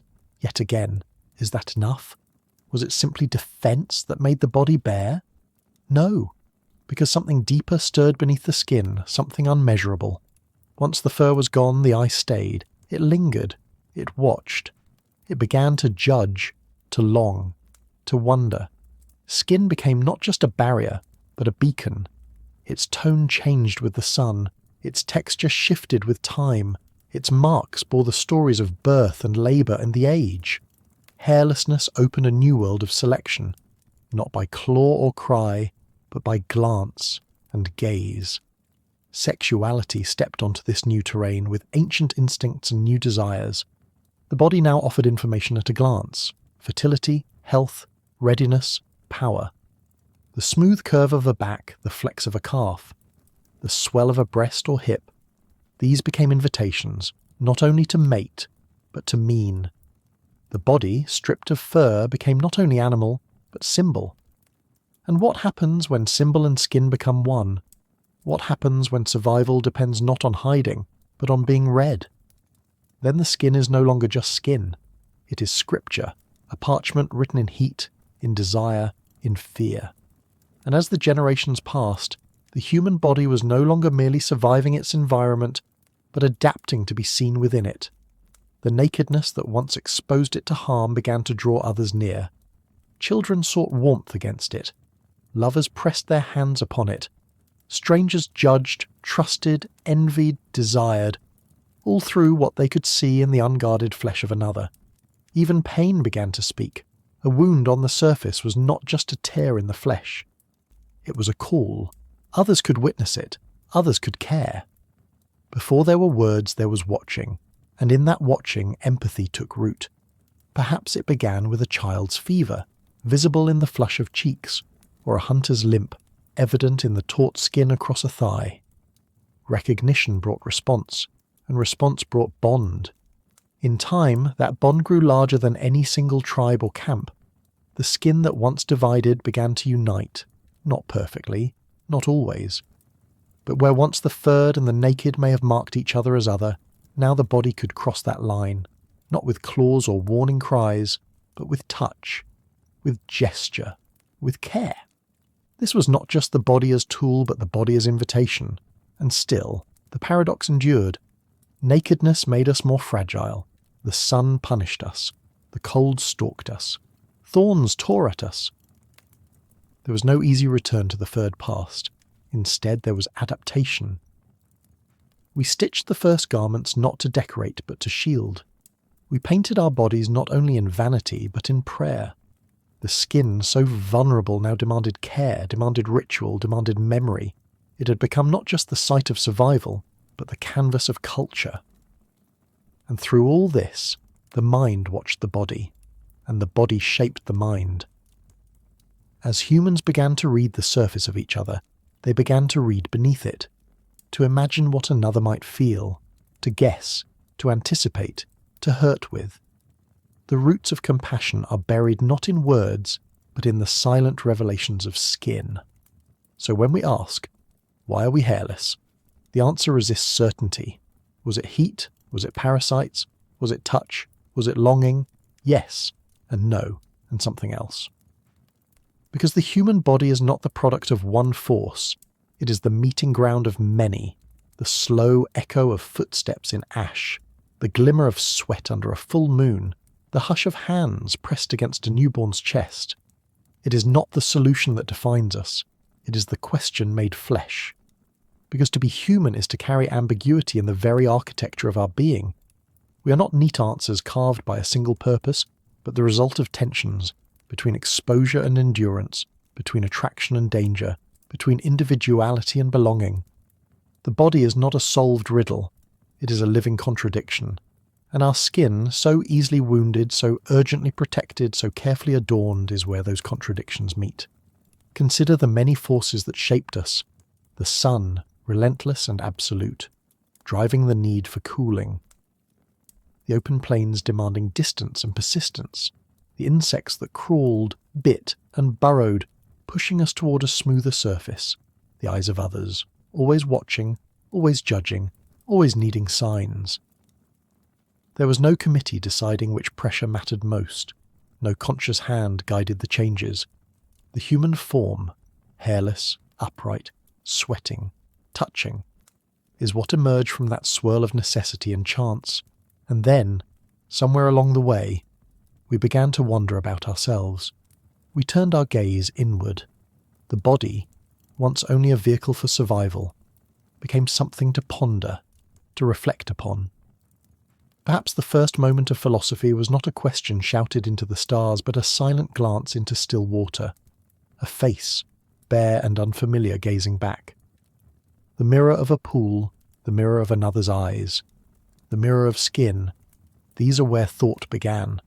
It is fitting, then, that our bodies carry mystery, that the reasons for our nakedness cannot be pinned to a single trait or event, because we are not merely the sum of our adaptations, we are also the interpreters of them. We walk in bodies shaped by pressures we no longer remember, yet we search them for meaning. We ask what it means to be hairless, even as we adorn our skin with symbols, wrap it in stories and judge it with fashion and fear. This is not a flaw of the body, this is its gift. For in that unresolved quality, in that openness, the human form remains a question we never finish asking. And in asking, we discover ourselves, not just as individuals, but as a species bound by wonder, bound by the act of noticing. The story of our skin, then, is not over. It continues each time we see and are seen, each time we feel the wind against our chest, each time we cover ourselves for warmth or expose ourselves in trust. The nakedness that began as adaptation has become a theatre of culture, of identity, of love. And the audience always is us. For every time we witness our own reflection, in water, in glass, in another's eyes, we return to that original question. Why are we hairless? And the answer stretches in layers, like the shifting patterns of heat and shadow across our bodies. It is not a single explanation. It is a network, a web, a map written in sweat and warmth, in exposure and intimacy, in survival and imagination. Each strand of that web connects to another. The cooling of the flesh, the avoidance of parasites, the subtle signals of desire, the bonds of trust, the meaning we wrap around ourselves in ritual and cloth. Hairlessness is both biology and culture, vulnerability and strength, canvas and brush. In returning to the question, we realize that the body has always been a paradox. It is both fragile and resilient, private and public, visible and concealed. Every pore, every fold, every pulse of heat or blood tells a story of adaptation, of what was endured, what was overcome, and what was discovered along the way. Hairlessness made us naked before the world, yes, but it also made us legible, to ourselves, to others, to the future. It made intimacy possible, understanding possible, empathy possible, and yet it left us exposed, still vulnerable, still human. This duality is our inheritance. Every flush of emotion, every bead of sweat, every shiver of fear or excitement carries the echo of the first naked ones who ran under the sun, who felt the wind directly against their skin, who learned to interpret each other without words. That legacy is stitched into our flesh. It is in the way we recognize warmth in another's touch, danger in a glance, attraction in a shimmer. Hairlessness is not only a trait of survival, it is a trait of perception, of connection, of being seen and seeing. And as we layer meaning upon meaning, we find that the question itself transforms. It is no longer merely why are we hairless? It becomes what can this body, this skin, this openness teach us? It becomes an exploration of relationships, with the sun, the wind, other humans, ourselves. It becomes a meditation on balance, between protection and exposure, instinct and intention, history and possibility. And in this reflection, we understand that hairlessness was not the end of a story, but the opening of one, a story we continue to write with every glance, every touch, every heartbeat. The mirror of the self, once obscured by hair, is now laid bare. And in that bareness lies not shame, not fragility, but a profound invitation. An invitation to feel, to connect, to question, to wonder, to recognize the body not merely as survival, but as meaning, as expression, as history written in living flesh. It is here, in this reflection, that the journey circles back upon itself, and the viewer, transformed by understanding, finally sees the depth of the question. Hairlessness is not solved. It is experienced. It is observed. It is lived. And so, we return to the body one last time, not for answers, but for understanding. The skin, once a simple boundary between self and world, is now revealed as both relic and canvas, a record of evolution, a stage for culture, a medium for emotion and connection. Every scar, every hue, every tremor in its surface carries the stories of survival, endurance, and adaptation. The hairless body is a testament to the intertwined forces that shaped it. Heat and sun, sweat and exertion, parasites and predators, touch and desire, trust and intimacy. Yet it remains unresolved, just as life itself is unresolved. There is no final explanation that can capture all its meaning, no single principle that can account for the layers of vulnerability and strength etched into our flesh. The body is not a puzzle to be solved, but a mirror to be studied, to be felt, to be reflected upon. And in that mirror, we see not only the legacy of the past, but the possibilities of our own humanity. We see how nakedness once challenged us, and how it continues to teach us about connection, perception, and empathy. This journey, through sweating, parasites, sexuality, sociality, and symbolism, comes full circle. The body stripped of hair was first a tool of survival, then a stage for communication, then a canvas for culture. Each adaptation layered upon the last, creating a human form that is complex, expressive, and profoundly social.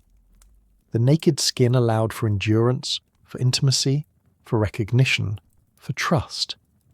It created the conditions for a new intelligence, one that could read, respond, and reflect not only on others, but on itself. And in doing so, it shaped not just what humans could do, but who they could become. And yet, for all the insight gained, the question remains open.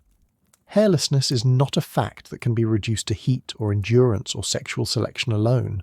It is a constellation of factors, a living paradox, a reminder that evolution is messy, contingent, and beautiful in its ambiguity. The body, like the story it tells, is never complete. Every generation adds its own marks, its own responses, its own interpretations. Every human who stands beneath the sun, who feels the wind against their skin, who notices the warmth of another, participates in this ongoing narrative. So we return to the mirror and we see ourselves, not fully explained, not fully understood, but undeniably human, vulnerable and resilient, exposed and expressive, fragile and strong. The hairless body is not merely a biological curiosity. It is the intersection of forces that shaped our species, and it continues to shape the way we live, perceive, and relate. It is the ultimate paradox of being, at once a relic of survival, a canvas of culture, and a lens into the complexity of what it means to be human. And in that mirror, we are invited to continue asking, continue observing, and continue living, hairless, aware, and profoundly, impossibly alive. The mirror stands before you, not of glass, not of water, but of time. It reflects not a single face, but the unbroken chain of forms that led to you. The naked body that once stepped into the open, the first creature to wear its own vulnerability without apology. To be human is to live within that inheritance, to carry the weight and wonder of exposed skin. And now, as the journey closes, the question no longer whispers, why are we hairless? But what does it mean to live this way? For the absence of fur is not absence at all. It is presence, made visible. Our skin, bare and unguarded, turned the body into a boundary between the internal and the infinite, a surface that feels everything: heat, pain, affection, and the slow tremor of time itself. It is both barrier and bridge, fragile enough to bruise and yet resilient enough to remember touch. What creature could live so raw, so aware, and not be changed by it? To lose one's fur was to gain awareness of the world in new dimensions. The sun no longer filtered through a pelt but struck directly, marking the body with shadow and warmth. The wind no longer brushed the tips of hair but whispered across nerves alive with sensation. Every encounter with the environment became a conversation, the world speaking through temperature and texture, and the body answering in goosebumps and shivers, in heat and ache. What was once shielded was now felt. What was once automatic became conscious. But the story of our skin did not end with adaptation. It began to mirror our inner lives. When we flushed, when we paled, when we sweated or shivered, we revealed not only our physical state but our emotional one. The body became a window into the soul long before the word soul had meaning. To look upon another's skin was to see the truth of their being: hunger, fear, excitement, grief. The body spoke before language, and that speech remains with us still. We may wear clothes, may learn restraint, but beneath it all, our skin continues to confess. And so, the human condition can be read upon the body itself. Exposure and empathy are two sides of the same coin. We learned to care for one another because we could see each other, not only in health, but in harm. The nakedness of our ancestors became the foundation of our compassion. To live without fur was to live among others who could not help but notice when we bled, when we blushed, when we trembled. In that visibility, community began. And perhaps that is the most astonishing legacy of our bareness, that it demanded tenderness. The skin taught us not to hide, but to protect. Not to dominate, but to connect. To be naked was to be human, and to be human was to feel. What happens when awareness itself becomes our final adaptation? Then the body ceases to be a vessel of instinct alone. It becomes a field of meaning, a landscape that remembers every encounter, every warmth, every wound. Our skin, so thin, so easily marked, became the place where the universe made contact with us. Every raindrop, every gust of wind, every spark of flame left its trace upon it. We began to live not only in the world, but with it, through the sensation of our own surfaces. In the absence of fur, we discovered presence. In exposure, we discovered belonging. The skin did not just receive the world, it mirrored it. It became the measure of experience. When we stood in the morning sun, the heat upon our shoulders reminded us of where we were. When we pressed against another body, we felt not just touch but recognition, the simple wordless knowledge that we existed and so did they. This was not intellect, this was truth, transmitted through the oldest sense of all. Before sound, before speech, there was contact. Before we named the stars, we knew the warmth of another heartbeat. And through that, something irreversible happened. The body became conscious of itself. The mirror that once belonged only to water or to eyes now lived within the mind. We could imagine our own image, imagine how others saw us, imagine the difference between who we were and who we wished to be. Hairlessness had made the body visible, and visibility made it self-aware. That awareness became both gift and burden, the joy of being recognised, and the ache of knowing one could be judged. We were no longer invisible to the world nor to ourselves, but this awareness, for all its complexity, was also the beginning of art, of meaning, of culture. The same instinct that made us cover our skin in hide or pigment led us to paint the walls of caves. The same urge to express the surface of the self gave rise to symbol, to gesture, to storytelling. In this sense, the body was our first canvas, and consciousness the brush that followed. We did not lose fur, we gained expression. We learned to sculpt identity in layers, through movement, adornment, memory.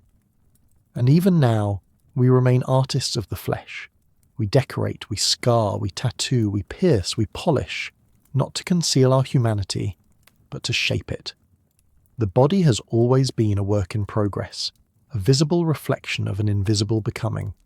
Our skin continues to tell the story of what we are and what we wish to be. It records our living moments, our loves, our losses. It is the autobiography written by touch. In shedding fur, we did not abandon nature. We invited it in. We let it live upon us, as warmth, as wind, as awareness. Because to be human is not to rise above the world, but to feel it entirely. Every moment of sensation, every brush of wind or warmth of light, is a reminder that we are not separate from the earth but extensions of it, vessels of its weather, its elements, its pulse. The skin does not merely contain us, it participates in the world's unfolding. To feel is to belong, and the more we became capable of feeling, the more we were bound to the living fabric around us. Hairlessness amplified that connection, made us more porous, more attuned, more awake to the subtleties of existence.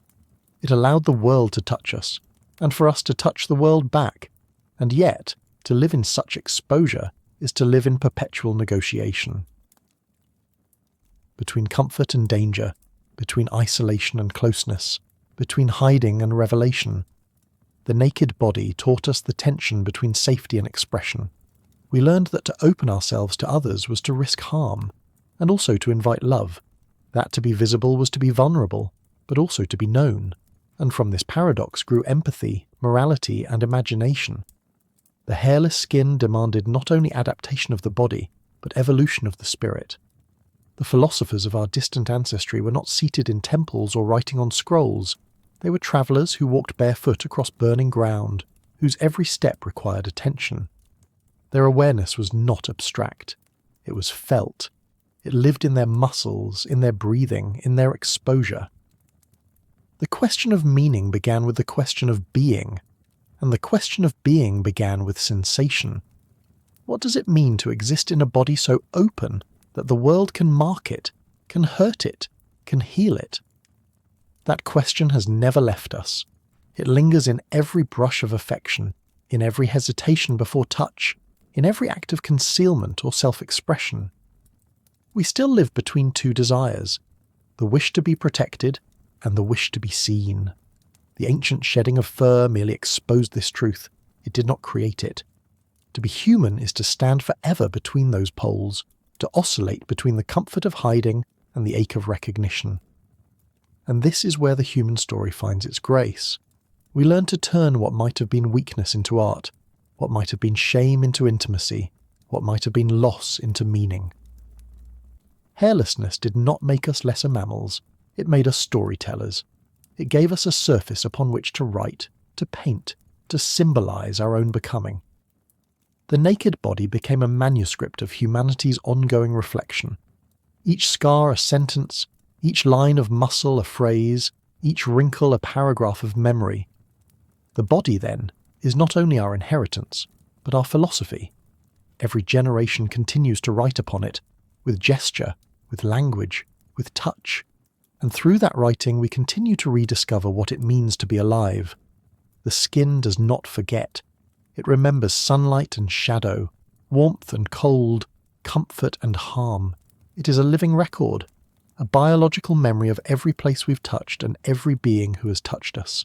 And yet, unlike the mind, it cannot lie.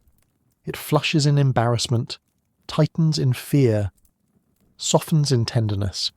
It betrays what we hide and reveals what we wish concealed. In this way, our vulnerability became our greatest teacher. The body shows us what honesty looks like without words. It invites us to listen, not with thought, but with empathy. Through the ages, we have tried to master that vulnerability, to mask it, manage it, protect it. We built walls, then clothes, then entire cultures of modesty and propriety. We learned to decorate our skin, to encode meaning into pigment and jewellery, to tell others who we were without exposing too much. But beneath all these layers, the same truth remains. We crave connection. We want to be seen, but safely, to be touched, but gently. The legacy of our nakedness is not shame, it is longing. A longing to be met as we are, without disguise, without armour. In this light, our bareness was never a curse. It was the condition that made understanding possible. The hairless body became the instrument through which we learned empathy, a medium of shared recognition. When we see another person's pain, their warmth, their trembling, we are reminded that we too have felt these things. The mirror of the skin reflects not difference, but continuity. It shows that we are all built from the same soft architecture of sensation and awareness. And perhaps that is the deepest philosophical inheritance of our condition, that being human means existing in a state of openness. We were never meant to be creatures of concealment. We were meant to experience, to encounter, to respond. Our smoothness is not weakness. It is invitation. It asks us to step into relationship with the world, not to dominate it. It asks us to feel fully, to know joy not as absence of pain, but as its companion. The same nerves that ache in suffering are those that thrill in love. The same skin that burns in the sun glows in its warmth. We are built to carry contradiction. So we return again to the mirror, not to seek flawlessness, but to recognize depth. The reflection staring back is both ancient and immediate, the product of millennia of adaptation, yet still learning to understand itself. The skin we live in is not perfect, but it is profound. It is where the world meets the self. It is where our species' story, written in flesh and feeling, continues to unfold. And even now, beneath the hum of modern life, that ancient truth lingers just below the surface, the reminder that to live is to feel, and to feel is to know we are alive. For all our progress, for all our layers of civilization and cloth, we still inhabit the same fragile skin that carried us across the savannah. We still wince at the same cold, flush with the same warmth, ache with the same grief, and glow with the same love. The centuries have added tools and language, but they have not dulled the immediacy of touch. The body remains our first language, the unspoken syntax of being. It tells stories that words can only approximate, the shiver of awe, the softness of forgiveness, the quiet gravity of care. Every gesture, every glance, every trembling breath reminds us that the human story is not written only in the mind. It is written in sensation. This, then, is the final revelation. Our nakedness was never about loss. It was about inheritance. We did not lose fur. We gained awareness.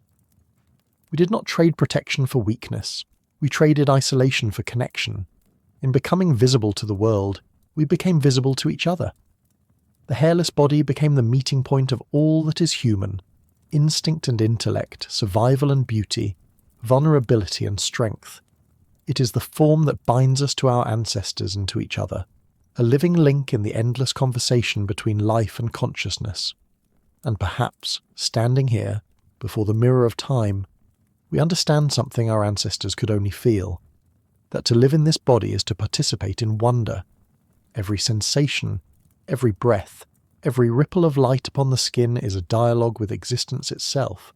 We are not separate from the world we perceive, we are a continuation of it, shaped by it, mirrored in it. Our skin is not a wall, it is a membrane of exchange, a boundary that listens. Through it, we learn humility, curiosity, compassion. Through it, we remember what it means to belong. To be human, then, is to inhabit contradiction with grace. To know that exposure is not weakness, but the condition of empathy. To know that we are, and have always been, creatures of reflection, born of earth, refined by time, capable of seeing ourselves within the world and the world within ourselves. The hairless skin is both relic and revelation, both inheritance and promise. It is the evidence of what we once were, and the possibility of what we may still become. And so, as the journey closes, you stand once more before the mirror. The question that began this path, why are we hairless, no longer seeks a single answer. Instead, it reflects a truth that hums beneath every heartbeat, that our bareness is not our flaw, but our wisdom. It is the space where life touches consciousness. It is the skin we live in, luminous, listening, alive. Thank you for walking this long road through the heat and the ages, for tracing the story of our nakedness and finding meaning in the skin we live in, fellow sapiens. If this story helped you feel a little more connected to the vast breathing past, if it sparked wonder or softened something in you, thank you for sharing your time here. Your attention is what keeps these stories alive. Perhaps a single image stayed with you, a thought, a sensation, the way sunlight might once have touched an ancestor's bare shoulder. Whether it was the shimmer of sweat beneath a burning sky, the fragile honesty of skin against wind, or the quiet power of being seen and seeing another. These are the moments that bind our small lives to an ancient continuity. If one of those images lingers, I'd love to hear it. Share it below as a quiet offering to this growing circle of thoughtful minds. And if you'd like to keep walking with us through deep time and human becoming, you can subscribe so you don't miss the next step in the story, where memory and evolution meet again. Until we meet again, stay curious, stay thoughtful,